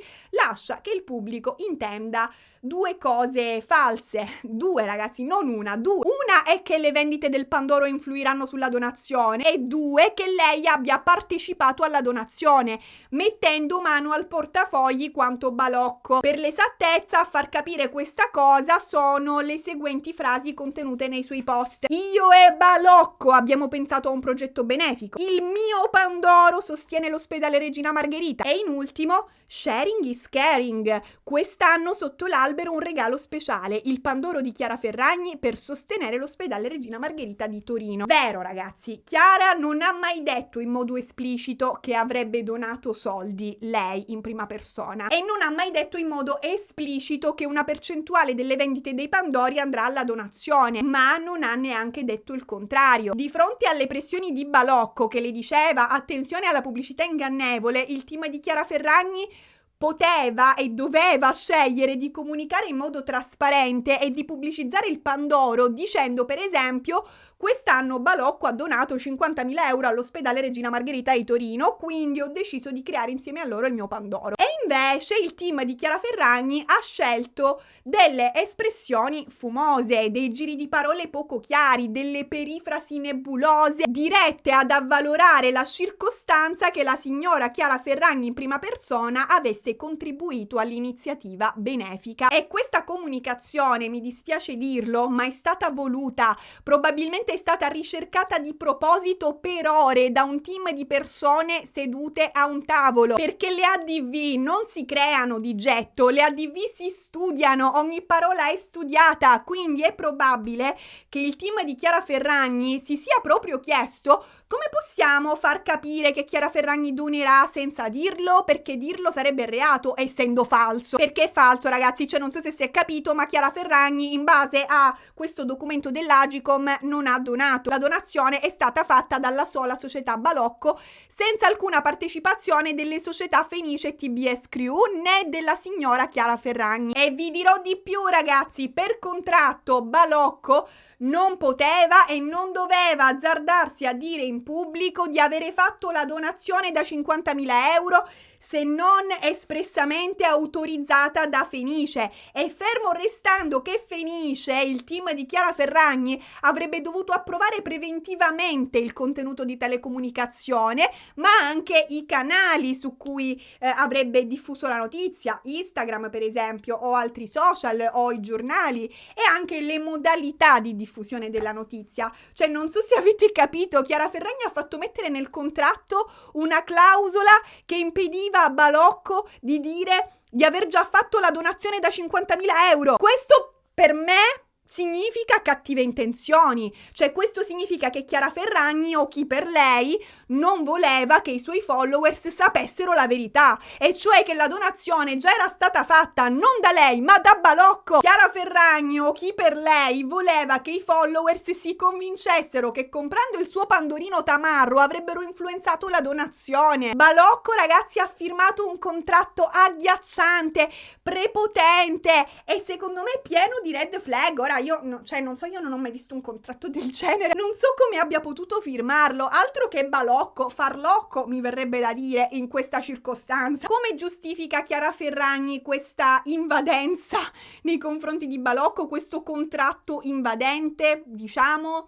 Perché in questo documento c'è la difesa di Balocco e c'è anche la difesa di Chiara Ferragni. La difesa di Chiara Ferragni dice: queste clausole sono state fatte perché Chiara Ferragni ha più esperienza esperienza di Balocco nella comunicazione con un pubblico giovane. No, ma si è visto, infatti. Inoltre la difesa di Chiara Ferragni dice: vero, Balocco non poteva apportare modifiche ai miei contenuti, cioè non poteva avere l'ultima parola, però va detto che quando io ho proposto i miei testi, quando ho proposto, insomma, le mie modifiche, Balocco ha sempre accettato tutto senza battere ciglio. Quindi tanto farlocco non è, attenzione. Cioè praticamente la difesa di Chiara Ferragni mira a far capire che Balocco non sia una sua vittima. Ma come si difende la Chiarona in merito al fatto che lei non abbia donato all'ospedale manco una fetta di pandoro? Ebbene, Chiara Ferragni attraverso il suo team legale dice: è vero, si è deciso che la somma l'avrebbe elargita materialmente Balocco, ma sono stata io a chiedere che la beneficenza venisse inclusa nel contratto. Quindi io ho partecipato moralmente. Vabbè ragazzi, con lunghi giri di parole si vuole far sembrare in questa difesa che sia stata Chiara Ferragni a pretendere che Balocco donasse e che quindi se lei non avesse insistito per inserire la beneficenza nel contratto, quella donazione da 50.000 euro da parte di Balocco all'ospedale Regina Margherita di Torino non ci sarebbe mai stata. In realtà non risulta che sia così, perché all'inizio del provvedimento dell'Agcom c'è scritto chiaramente: l'iniziativa benefica nasce all'interno della società Balocco, che l'ha condivisa con la signora Chiara Ferragni, e insieme le parti hanno deciso di associare l'attività benefica all'iniziativa del Pandoro griffato Ferragni.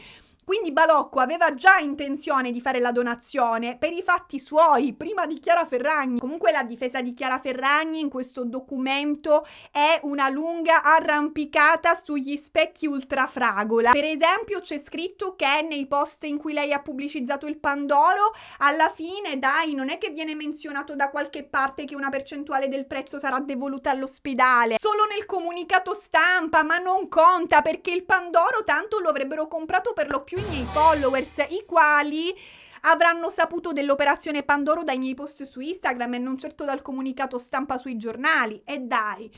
In conclusione, la difesa di Chiara Ferragni dice: comunque Chiara Ferragni ha sostenuto l'ospedale. È vero che lei ha sostenuto l'ospedale, non è falso. Lo ha sostenuto dandogli visibilità gratuita all'ospedale, cioè lei avrebbe fatto pubblicità gratuita all'ospedale, perché l'ospedale ha bisogno di farsi pubblicità, no?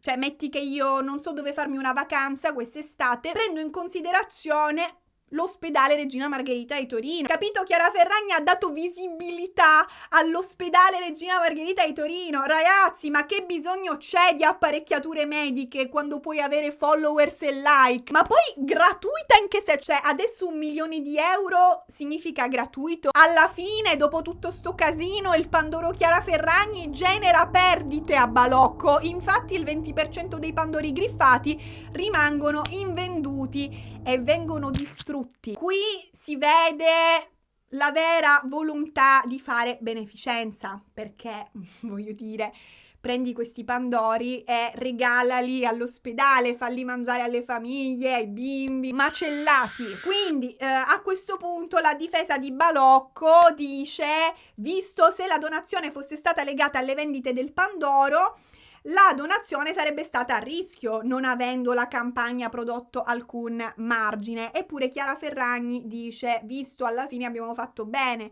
a non legare le vendite alla donazione. Sì, ma non è questo il punto, cioè il problema è che comunque avete fatto pensare che lo fosse e questo è sbagliato. Ma poi a parte ciò non è una giustificazione, perché secondo me a causare queste perdite potrebbe essere stata proprio la pubblicità ingannevole smascherata da Selvaggia Lucarelli proprio nello stesso periodo in cui il Pandoro veniva venduto nei supermercati. Diciamo che la gente, secondo me, al tempo ha capito l'inganno e ha detto: ok, il Pandoro Balocco da 9 euro, cara Chiara, manciatello tu. Se devo spendere 9 euro per un Pandoro, me ne compro uno i cui ingredienti valgono 9 euro. Non mi mangio la brioscina con lo zucchero a velo rosa. In ultima istanza, cosa emerge da questo documento che ho in mano? Quali sono le conclusioni? 1. Il Pandoro griffato è stata un'operazione di marketing. L'obiettivo non era fare beneficenza, ma riposizionare sul mercato il Pandoro balocco, svecchiandone l'immagine. 2. Nonostante ciò, Chiara Ferragni ha voluto pubblicizzare il Pandoro come un'iniziativa nata per beneficenza, quando in realtà era nata per comprarsi lattico. 3. Il primo comunicato diffuso su tutti i giornali ha ingannato i consumatori. 4. Il cartellino del Pandoro e i post di Chiara Ferragni hanno veicolato un messaggio ambiguo e confusorio. Praticamente il consumatore veniva accalappiato mediante stordimento. 5. La grande differenza di prezzo dal Pandoro classico ha rafforzato nei consumatori la convinzione che nel prezzo, nei 9 euro, fosse incluso il contributo alla donazione, quando invece il Pandoro griffato costava di più solo perché c'era lo stencil, c'era il fiocco rosso e c'era il marchio Chiara Ferragni, alla quale Balocco ha dovuto pagare i diritti d'immagine. Ecco perché costava 9 euro invece di 3. 6. Conclusione numero 6. I post di Chiara Ferragni hanno suggerito l'idea che lei donasse pure in prima persona, quando invece ha donato solo problemi. Di fronte a tutto ciò, l'Agicom conclude che Chiara Ferragni abbia fatto il Pandoro solo per rafforzare la propria immagine come sostenitrice dei progetti benefici.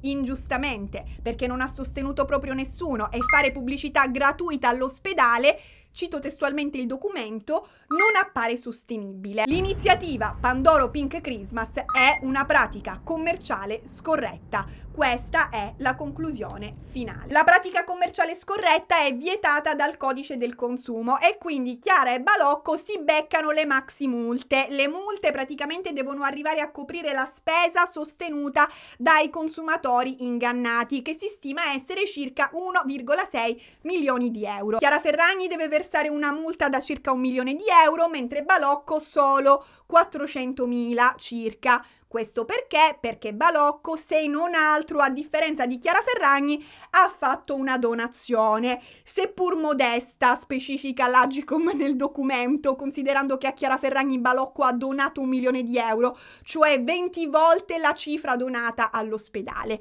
Comunque è meglio 50.000 euro che niente, come ha fatto quell'avida di Chiara Ferragni. Si potrebbe tradurre così la sentenza, si dice sentenza, non lo so. Peraltro viene tenuto in considerazione che Chiara Ferragni abbia sostanzialmente impedito a Balocco di dare spiegazioni trasparenti e che gli abbia sostanzialmente imposto il comunicato stampa ingannevole. Ecco perché Balocco viene punito, diciamo, più generosamente rispetto alla Chiarona nazionale.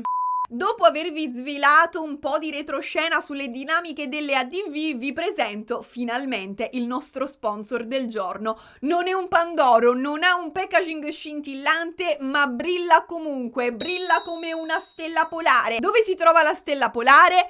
A nord. NordVPN! Vivete all'estero e non potete vedere le trasmissioni italiane perché le piattaforme streaming nostrane sono disponibili solo qui in Italia, nel nostro paese. NordVPN è lo strumentopolo che vi serve. Grazie alla sua mappa interattiva potete cambiare la vostra geolocalizzazione.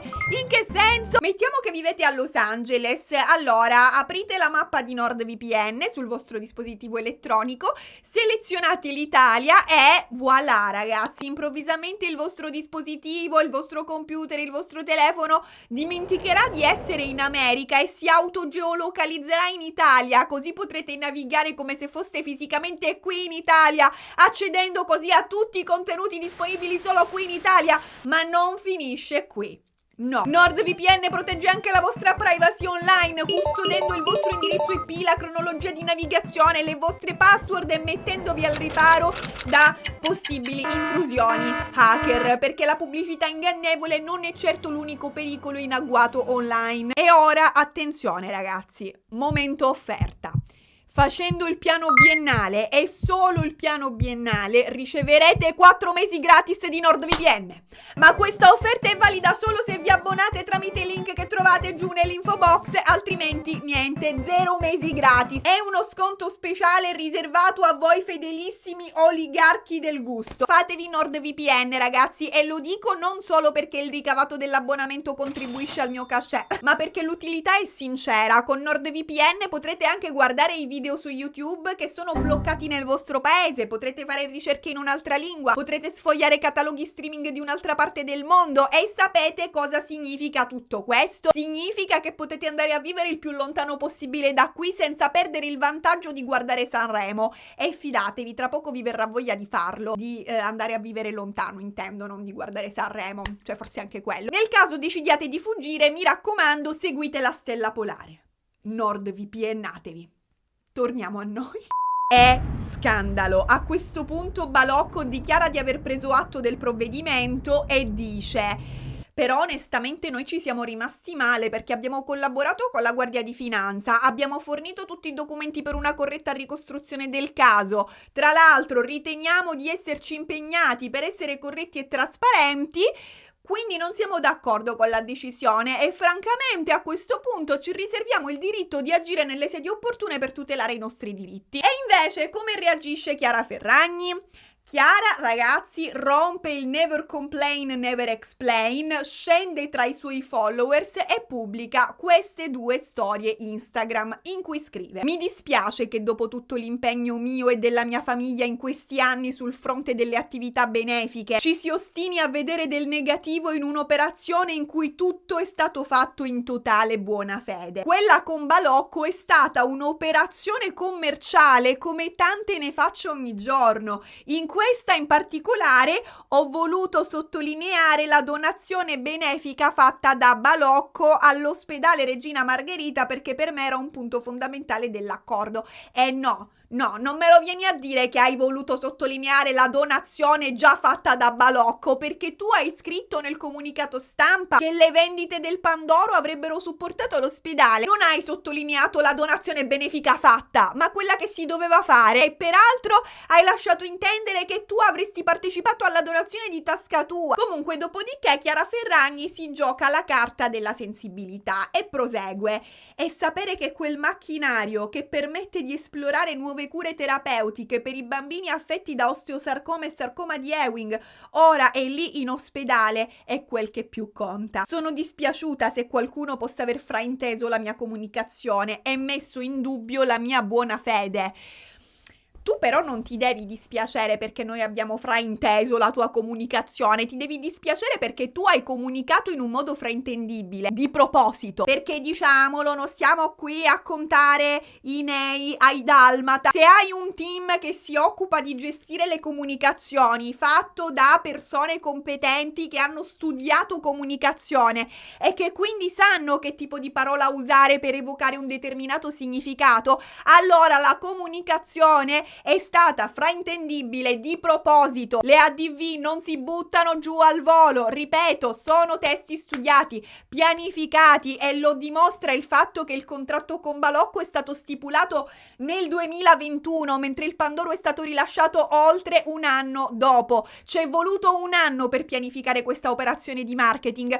Tu e il tuo team ci avete messo un anno per pianificare queste ADV. Se dopo un anno di lavoro ne è uscita fuori una comunicazione che è stata fraintesa, l'unica cosa sensata che puoi dire in questo momento ai tuoi followers, secondo me, è: mi dispiace ragazzi, sto avviando un'indagine interna al team per capire come sia potuto succedere. Vi posso assicurare che un orrore del genere non accadrà mai più perché certe cose io non le ammetto. Invece no, Chiara sta arrogantemente rimproverando chiunque abbia messo in dubbio la sua buona fede, come se sia da malpensanti mettere in dubbio la buona fede dopo un provvedimento di questo tipo, dopo le mail che abbiamo letto. Comunque conclude Chiara Ferragni: io e la mia famiglia continueremo a fare beneficenza così come abbiamo sempre fatto, perché mai vorrò rinunciare a questa parte della mia vita e dal momento che ritengo ingiusta la decisione adottata nei miei confronti, la impugnerò nelle sedi competenti. Brava Chiara, fai così, dillo alla mamma, dillo all'avvocato, inizia a perdere followers, decine di followers, centinaia di followers e a ricevere un'ondata di commenti negativi da parte di gente che si dice delusa dalle lei. I suoi post sono intasati da commenti di questo tipo, ve ne leggo alcuni a caso. Io tolgo il follow. Pensati sciacalla. Questa, ragazzi, è una battuta riferita al famoso abito indossato da Chiara Ferragni a Sanremo, che riportava sul retro la scritta pensati libera. Pensati ladra. Vergognati. Lucrare sui bambini malati. Disgustoso. Facile comprarsi una super casa coi soldi destinati ai bambini malati le cui famiglie pregano e soffrono ogni giorno, vero? Te e tutta la tua azienda siete senza morale. Lucrare sulle beneficenze. Vergognati. E hai pure figli. Vista l'aria che si respira, Chiara Ferragni sparisce dai social, decide di fingersi morta. Nessuno la vede più in giro, i giornalisti si appostano sotto casa sua, ma le finestre sono sempre chiuse, anche perché Fedez non le sa aprire. Come si apriranno qua le tapparelle? Per giorni Chiara Ferragni non esce di casa, potrebbe essersi persa, oppure il suo team magari le sta consigliando di mantenere un profilo basso per il momento, oppure semplicemente Chiara è in preda allo sconforto. Ci si chiede se non sia la fine di un'era, la fine di Chiara Ferragni, e anche Fedez in questo periodo si allontana dall'Instagram. Fino a questo. Giorgia Meloni, attuale presidente del Consiglio, durante l'evento di Atreju, che non è una parolaccia sarda ma la festa ufficiale di Fratelli d'Italia, insomma Giorgia Meloni durante il suo discorso ad Atreju lancia una frecciatina a Chiara Ferragni. Partiamo dal contesto. Di cosa parla Giorgia Meloni sul palco? Giorgia, essendo questa di Atreju una festa del partito, sta esaltando tutte le vittorie del suo governo di destra, cioè sta facendo un bilancio di tutte le cose che ci sono da festeggiare e quindi sta vantando tutto quello che in un anno il suo governo sarebbe riuscito a ottenere. Il fatto che a una certa si metta a parlare di Chiara Ferragni ci suggerisce che non abbia molto da dire. Comunque, tra le varie cose, Giorgia dice: quest'anno abbiamo lavorato tanto sul Made in Italy, e come, per esempio, prendendo tanti provvedimenti contro la contraffazione dei marchi italiani. Cosa che mi piace, ragazzi, sono contenta che abbiamo raggiunto questo obiettivo, perché vedere in giro le borse Tarocco e Gucci mi fa venire voglia di espatriare più delle tasse alte. Vabbè, e poi dice Giorgia, un'altra vittoria del nostro governo che oggi siamo qui a festeggiare è che abbiamo istituito il liceo del Made in Italy. Questa mi mancava. Il liceo del Made in Italy sarà tipo una scuola, sarà una scuola in cui si studierà l'economia italiana, e questa scuola formerà studenti che, dice Giorgia Meloni, saranno in tutto il mondo dei modelli italiani da seguire. Ed è qui, ragazzi, che Giorgia Meloni dice, vi faccio sentire direttamente il suo discorso, facciamo così. Perché guardate, il vero modello da seguire non sono gli influencer che fanno soldi a palate indossando degli abiti o mostrando delle borse, facendo da eco al design o addirittura promuovendo carissimi panettoni con i quali si fa credere che si farà beneficenza, ma il cui prezzo serve solo a pagare cachet milionari. Il vero... No, Giorgia, no. Ti stai sbagliando. Non era un panettone, ma un pandoro. Questa clip diventa virale e si sollevano polemiche perché Giorgia Meloni, invece di parlare dei problemi del paese, si mette a fare le pulci agli influencer, che sono tra i pochi che pagano le tasse, tra l'altro. Ma in realtà il discorso di Giorgia Meloni non è finito qui, prosegue, e secondo me vale la pena sentire anche il resto, perché Giorgia dice: il vero modello da seguire non sono gli influencer che fanno soldi a palate, solo mostrando abiti e borse già esistenti, ma, prosegue Giorgia, il vero modello da seguire è il modello di chi quella eccellenza italiana la inventa, la disegna, la produce e tiene a testa a tutti nel mercato globale solo perché noi semplicemente siamo più bravi, lo sappiamo fare meglio. E ai giovani bisogna spiegare che crearli quei prodotti è decisamente più straordinario che limitarsi a mostrarli. Ora, con questo discorso Giorgia Meloni che cosa ci vuole comunicare? Cosa sta facendo? Lei praticamente sta incoraggiando i giovani italiani a creare, a non limitarsi a fare le pubblicità ad altri marchi che già esistono. Lei li vuole incoraggiare a essere loro i creatori del proprio marchio, così da valorizzare l'Italia, perché chi crea prodotti da esportare nel resto del mondo valorizza l'Italia, rafforza l'economia del paese, promuove l'immagine dell'Italia nel mondo. Questo è vero. Per carità, da questo punto di vista, sì, ok, è bello incoraggiare la creatività made in Italy, ma è pur vero che il modo in cui Giorgia Meloni fa passare questo messaggio non è dignitoso, perché Giorgia Meloni sta svilendo chi invece di creare pubblicizza i prodotti già esistenti, cioè gli influencer.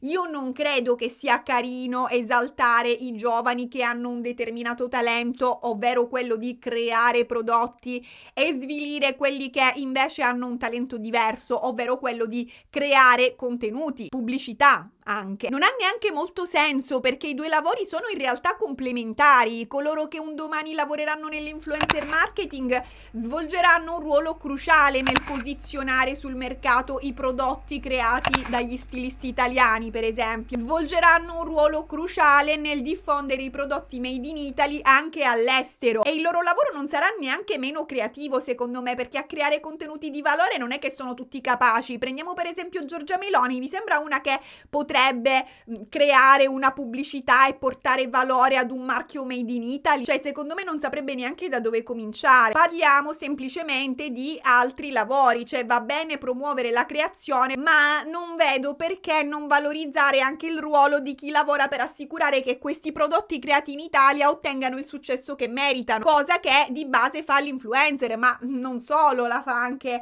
il testimonial, il modello. E poi secondo me un altro motivo per cui il discorso di Giorgia Meloni è debole è che lei stia vantando qua gli inventori di prodotti, e lo fa svilendo Chiara Ferragni, ma Chiara Ferragni produce prodotti, cioè è lei stessa una creatrice di capi di moda, i suoi capi vengono venduti in tutto il mondo. Quindi innanzitutto essere influencer non implica non poter essere anche inventore e creatore di prodotti.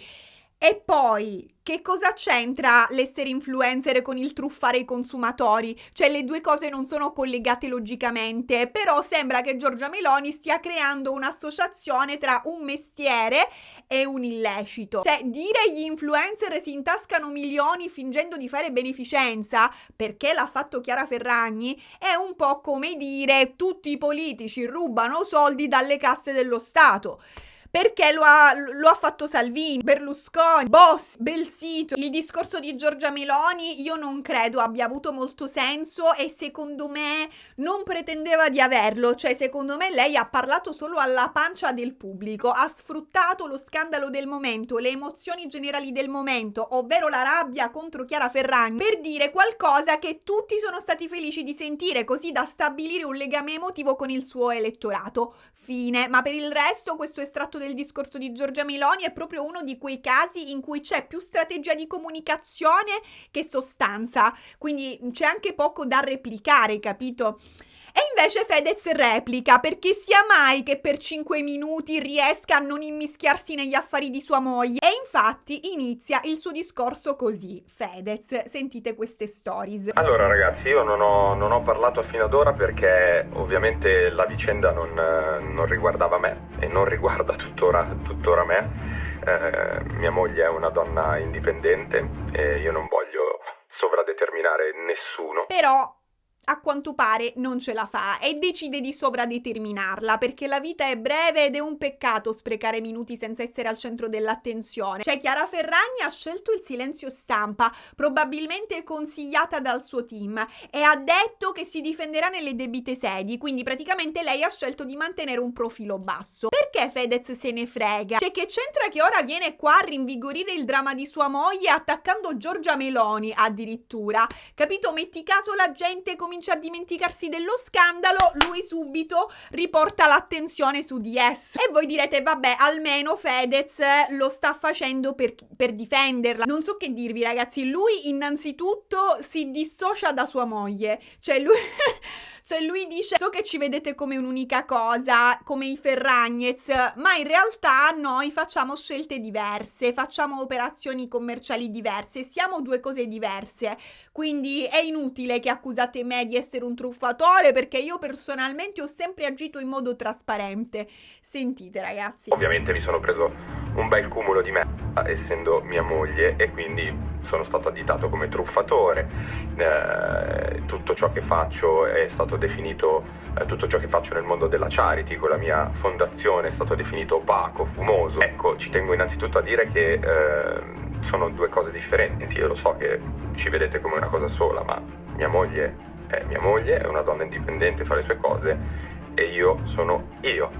Io ho una fondazione che, tra parentesi, ha un bilancio sociale che è pubblico, totalmente trasparente, e quindi rimango abbastanza perplesso che si metta in discussione tutto ciò che ho fatto nel mondo della charity. Detto ciò, Fedez decide di rispondere a Giorgia Meloni perché ha criticato sua moglie, quindi lui non vuole parlare degli errori di sua moglie perché sono affari di sua moglie, ma risponde alle critiche rivolte a sua moglie. Benissimo, la coerenza l'abbiamo dimenticata al lago di Como, forse? Comunque non vi illudete, ragazzi, perché purtroppo Fedez non risponderà nel merito a Giorgia Meloni, si limiterà a cambiare discorso e a fare tipo specchio riflesso, cioè che vuol dire non le risponde nel merito. Giorgia Meloni ha insinuato che Chiara Ferragni abbia fatto finta beneficenza sfruttando i bimbi malati. Ecco, Fedez non replicherà a questa cosa, non dirà per esempio non è andata così, la situazione è più complessa. Oppure un altro esempio mi è venuto in mente, Giorgia Meloni ha detto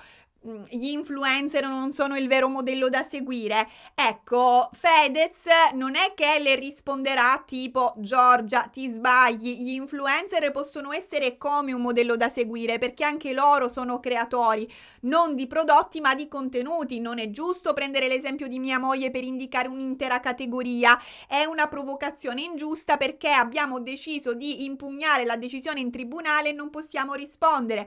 Insomma, Fedez, ragazzi, avrebbe potuto dire una cosa del genere o altre 1000 cose avrebbe potuto dire, ma invece sceglie di cambiare discorso e recrimina a Giorgia Meloni il fatto di non aver parlato delle vere priorità del paese. Evento alquanto singolare è che pochi minuti fa la Presidente del Consiglio Giorgia Meloni, sul palco della sua fantastica festa del partito, abbia deciso di salire sul palco e di parlare delle priorità del paese. E quindi avrà parlato della disoccupazione giovanile? No. Ha parlato della manovra finanziaria che stanno facendo col culo e che non hanno ancora finito? No. Ha parlato della pressione fiscale del paese? No.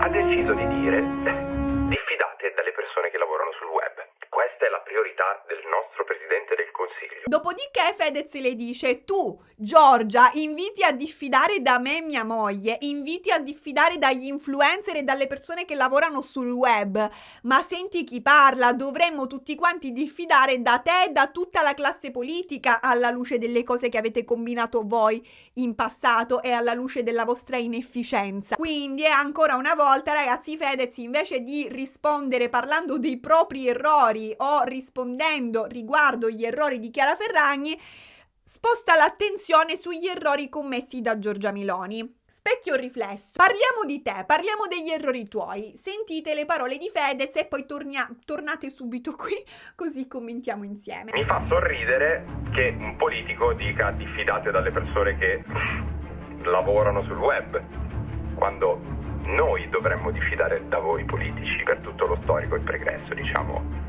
a cui ci avete abituato. E ovviamente non è mia intenzione sottrarmi dall'elefante nella stanza. Mia moglie impugnerà ciò che è stato detto nelle sedi opportune, si difenderà, anche perché mia moglie, a differenza delle persone che compongono il suo partito, non ha potuto beneficiare dell'immunità parlamentare come la onorevole Santanchè, e quindi pagherà se dovrà pagare e si difenderà perché si deve difendere.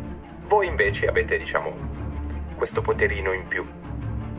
Ma magari, se la Santanchè non avesse avuto l'immunità parlamentare, forse oggi da quel palco avrebbe detto: diffidate di noi stessi.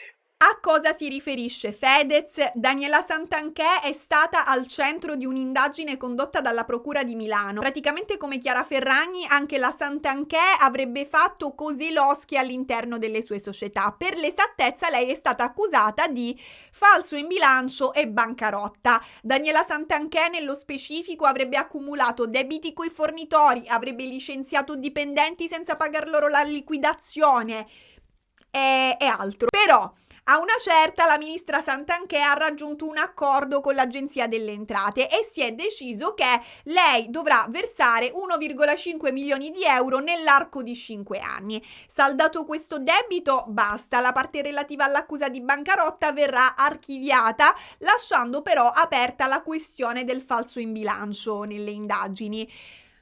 Ragazzi, sono cose lunghe, noiose, complicate che nessuno ha voglia veramente di approfondire, soprattutto Fedez, che infatti se ne esce dicendo: ah, la Santanchè si può avvalere dell'immunità a differenza di mia moglie. Bene, molto interessante. E nella fattispecie che c'entra? Cioè, comunque in questo caso l'immunità Daniela Santanchè non l'ha usata, non la sta usando. Fedez, perché? Perché hai fatto questo esempio? Non è che dici Daniela Santanchè è stata condannata al carcere e non se lo sta facendo grazie all'immunità parlamentare. No, è stata condannata, tra virgolette, a pagare 1,5 milioni di euro e le spetta pagarlo, non è che glielo stanno abbonando con l'immunità. Così come Chiara Ferragni dovrà pagare 1 milione di euro. A livello legale non c'è stato nessun doppio standard tra le due, l'ha fatto semmai Giorgia Meloni il doppio standard, perché ha coperto in qualche modo la ministra Santanchè.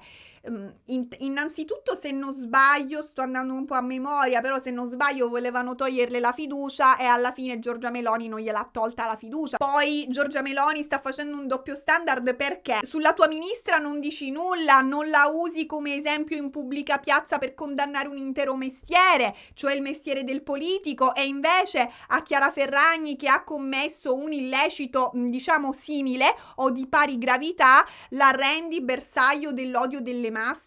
Giorgia fa i doppi standard. In questo Fedez sicuramente poteva aver ragione di lamentarsi, però poteva fare di meglio Fedez, cioè si è proprio abbassato a livello retorico di Giorgia Meloni e ha parlato anche lui alla pancia dei suoi spettatori, cavalcando il sentimento universale in base al quale i politici siano ladri, siano inaffidabili, non vadano in carcere, che possano fare tutto quello che vogliono senza pagarne le conseguenze, il che è vero. Però Fedez ha scelto l'esempio sbagliato, perché Daniela Santanchè la sua multina da 1,5 milioni di euro se l'è beccata, la deve pagare e ora si sta pure continuando a indagare per l'altro illecito amministrativo di cui è accusata. Fossi stata al posto di Fedez avrei fatto un altro esempio, perché abbiamo un esempio molto migliore di Daniela Santanchè, l'esempio di chi non ha mai pagato per i suoi errori. Per esempio Fedez avrebbe potuto dire: Giorgia, ok, ma mia moglie si è intascata 1 milione di euro di cachet, ma per curiosità tu li stai rimproverando con la stessa fermezza ai tuoi colleghi al governo al tuo fianco, che di milioni se ne sono intascati non uno bensì 49? Il dramma dei 49 milioni è qualcosa di indimenticabile. Questa sì che è un'eccellenza made in Italy, Giorgia, perché probabilmente è una delle più ambiziose truffe ai danni dello Stato nella storia occidentale. Cerco di riassumervi in breve questa brutta storia.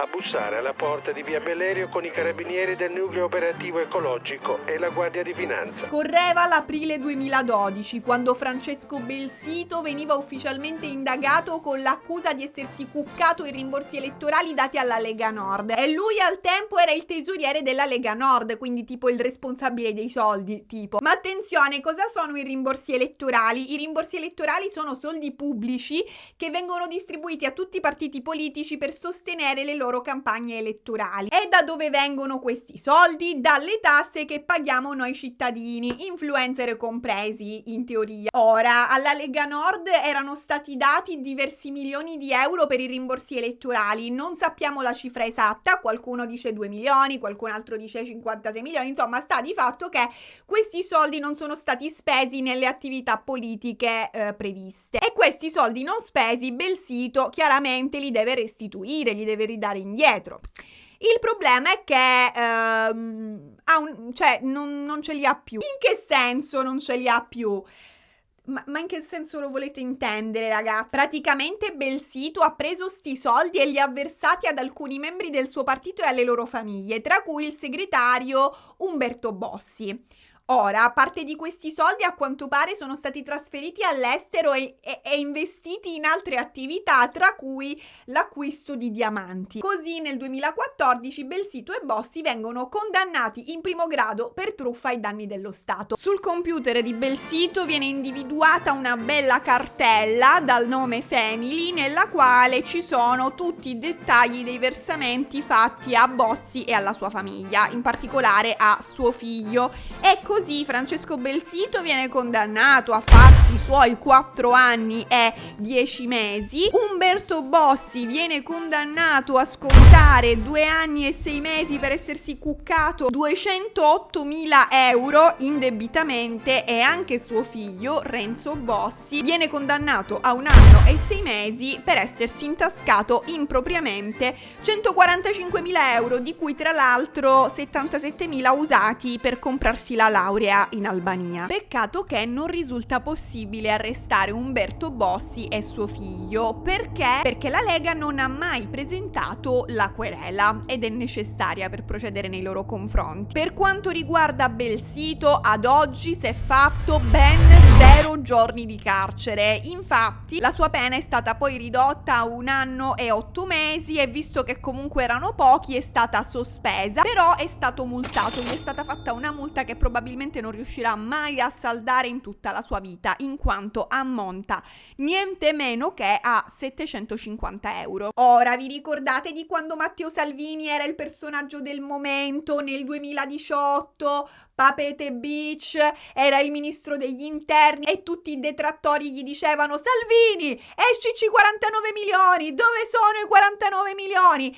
Ebbene, Salvini al tempo, di fronte, cioè a tutte queste critiche, queste pretese, insomma, aveva risposto così: non ci sono, posso fare una colletta, ma è un processo politico che riguarda fatti di 10 anni fa su soldi che io non ho mai visto. Se ci sono fatti di 10 anni fa, si pensi a quelli che c'erano 10 anni fa. Siamo sereni. E invece non siamo sereni, perché A, Salvini comunque ha scelto di rappresentare un partito con una storia di truffa ai danni dello Stato che non ha mai risarcito. B, in base ad alcune inchieste, anche Salvini tra il 2011 e il 2014 avrebbe beneficiato di una parte di sti milioni che lui avrebbe ripulito. Cioè praticamente è successo che un giorno il Lussemburgo ha chiamato l'Italia e le ha detto: non per farmi i fatti tuoi, ma ci sarebbe questo signor Matteo Salvini che ha trasferito molti soldi qui e poi li ha fatti rientrare in Italia. Dico, a me non mi interessa, però a occhio e croce mi pare riciclaggio. Insomma, poi nel 2018 la Lega riuscirà a ottenere un accordo, cioè dovrà restituire 100.000 euro ogni 2 mesi, per un totale di 600.000 euro l'anno. In pratica la Lega restituirà i soldi in comoderate da 76 anni. Un provvedimento ridicolo che è stato giustificato pressappoco così.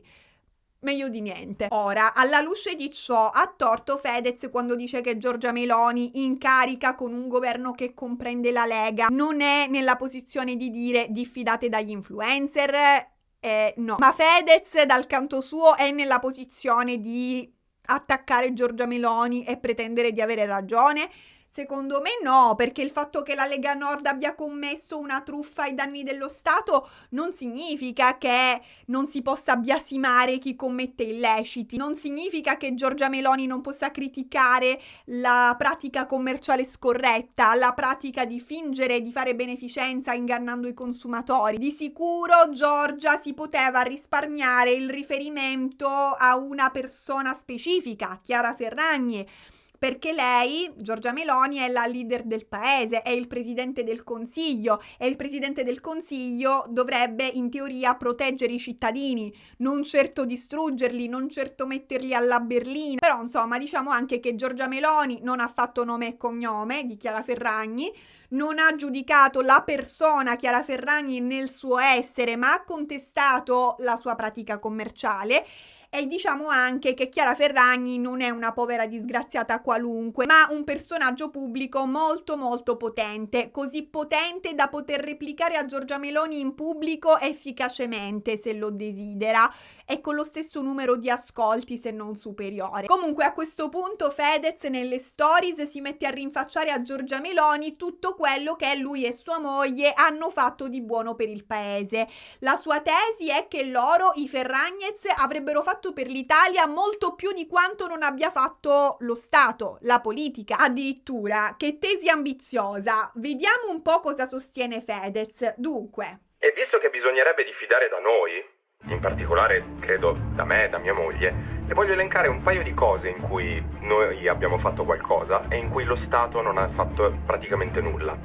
Piccolo esempio: durante la pandemia io e mia moglie abbiamo fatto una raccolta fondi da 4 milioni di euro e abbiamo costruito in 10 giorni una terapia intensiva da 150 posti letto che ha salvato delle vite in seduta stante.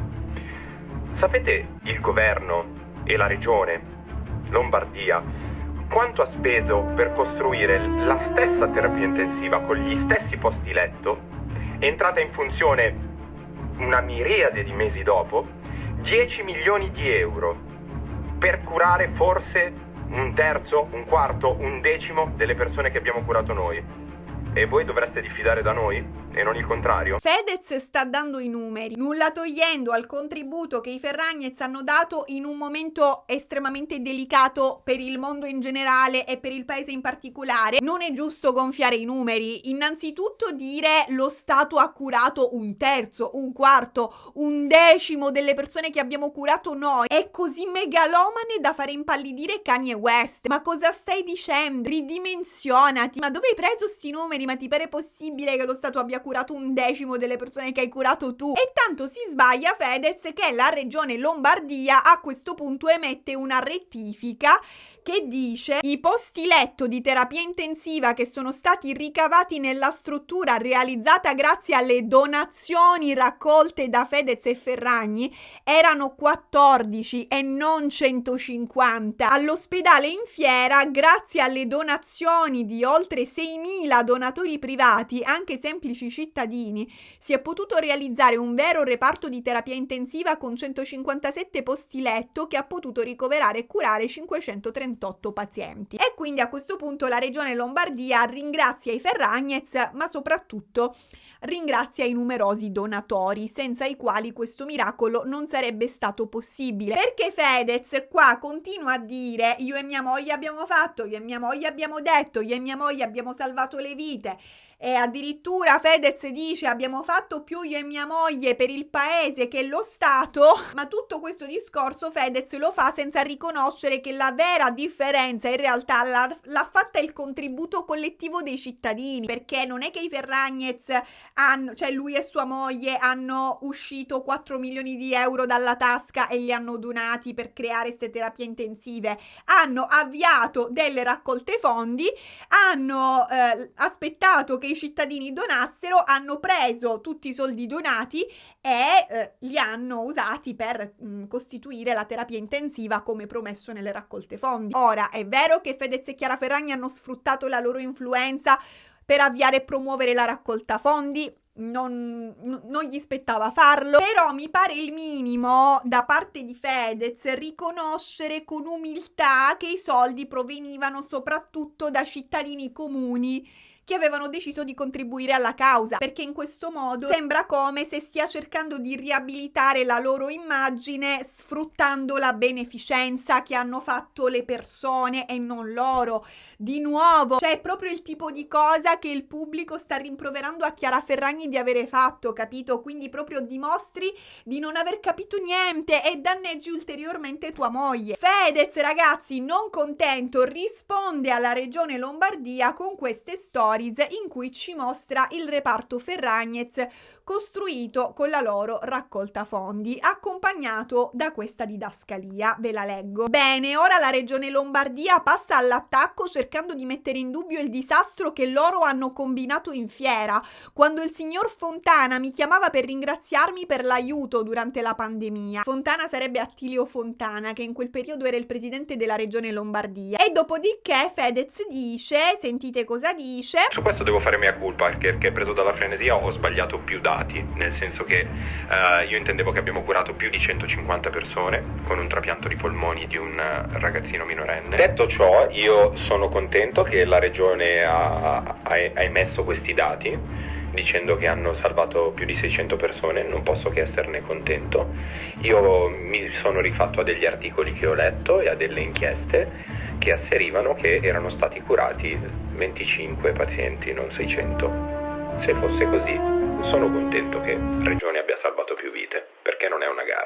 Ma come non è una gara? Ma sei continuato a dire fino ad ora: io e mia moglie abbiamo fatto più di voi, io e mia moglie abbiamo curato 10 volte le persone che avete curato voi. Cioè sei tu che l'hai impostata come una gara. Vabbè, Fedez è così confuso che a momenti si dissa da solo. Alla fine Fedez condivide nelle sue stories il vocale di Alberto Zangrillo, primario del San Raffaele, che conferma la versione di Fedez e sottolinea quanto la raccolta fondi sia stata rilevante durante quel periodo. Benissimo, ma torniamo alle storie di Fedez, quelle contro Giorgia Meloni, quelle in cui ci stava rinfacciando la sua filantropia. Dopo averci ricordato di aver raccolto 4 milioni di euro, ci ricorda di aver fatto una raccolta fondi anche per i lavoratori dello spettacolo, i quali nel periodo della pandemia erano stati lasciati senza aiuti e senza sussidi, nonostante non potessero lavorare, dal momento che non si potevano organizzare spettacoli e concerti per via delle norme di contenimento dei contagi. Grazie alla raccolta fondi di Fedez erano stati reperiti in 10 giorni 3 milioni di euro per i lavoratori dello spettacolo. Condividendo queste stories contro Giorgia Meloni, Fedez solleva una nuova bufera. Forse sperava di distogliere l'attenzione dalla moglie per 5 minuti, concentrandola su Giorgia Meloni, su Daniela Santanchè, insomma, forse sperava di togliere a Chiara un po' di pressione, ma il risultato è stato solamente quello di rinvigorire lo scandalo. Vi ricordate che nel 2020 i Ferragnez avevano ricevuto l'Ambrogino d'Oro proprio per il loro contributo durante la pandemia, per le donazioni, per i posti letto creati, le persone curate? L'Ambrogino d'Oro, per chi non lo sapesse, è un premio che viene conferito a quei milanesi che si sono distinti nella tutela e nella valorizzazione della città, e appunto i Ferragnez ne avevano ricevuto uno. Ebbene, a questo punto, dopo le stories di Fedez contro Giorgia Meloni, il partito Fratelli d'Italia richiede la revoca dell'Ambrogino d'Oro per l'assenza di etica dimostrata da Chiara Ferragni nel trattare il tema della beneficenza. La proposta viene bocciata con questa dichiarazione: quel gesto fu davvero molto utile per salvare centinaia di vite umane. Ma la rabbia nei confronti di Chiara Ferragni non si placa. Chiara Ferragni perde migliaia di followers. Intanto il suo profilo è abbandonato da giorni. Silenzio stampa, e il silenzio sui social per Chiara Ferragni significa perdita di denaro. Si stima che ogni sua ADV valesse circa 90.000 euro, quindi calcolatevi quanti soldi perde Chiara Ferragni per ogni giorno di silenzio stampa. E poi, un giorno, il 18 dicembre 2023, Chiara Ferragni pubblica su Instagram questo video. Il suo aspetto trasandato, l'abbigliamento sobrio e minimale, gli occhi visibilmente segnati dalle lacrime. Non ci sono dubbi, ragazzi, è lui.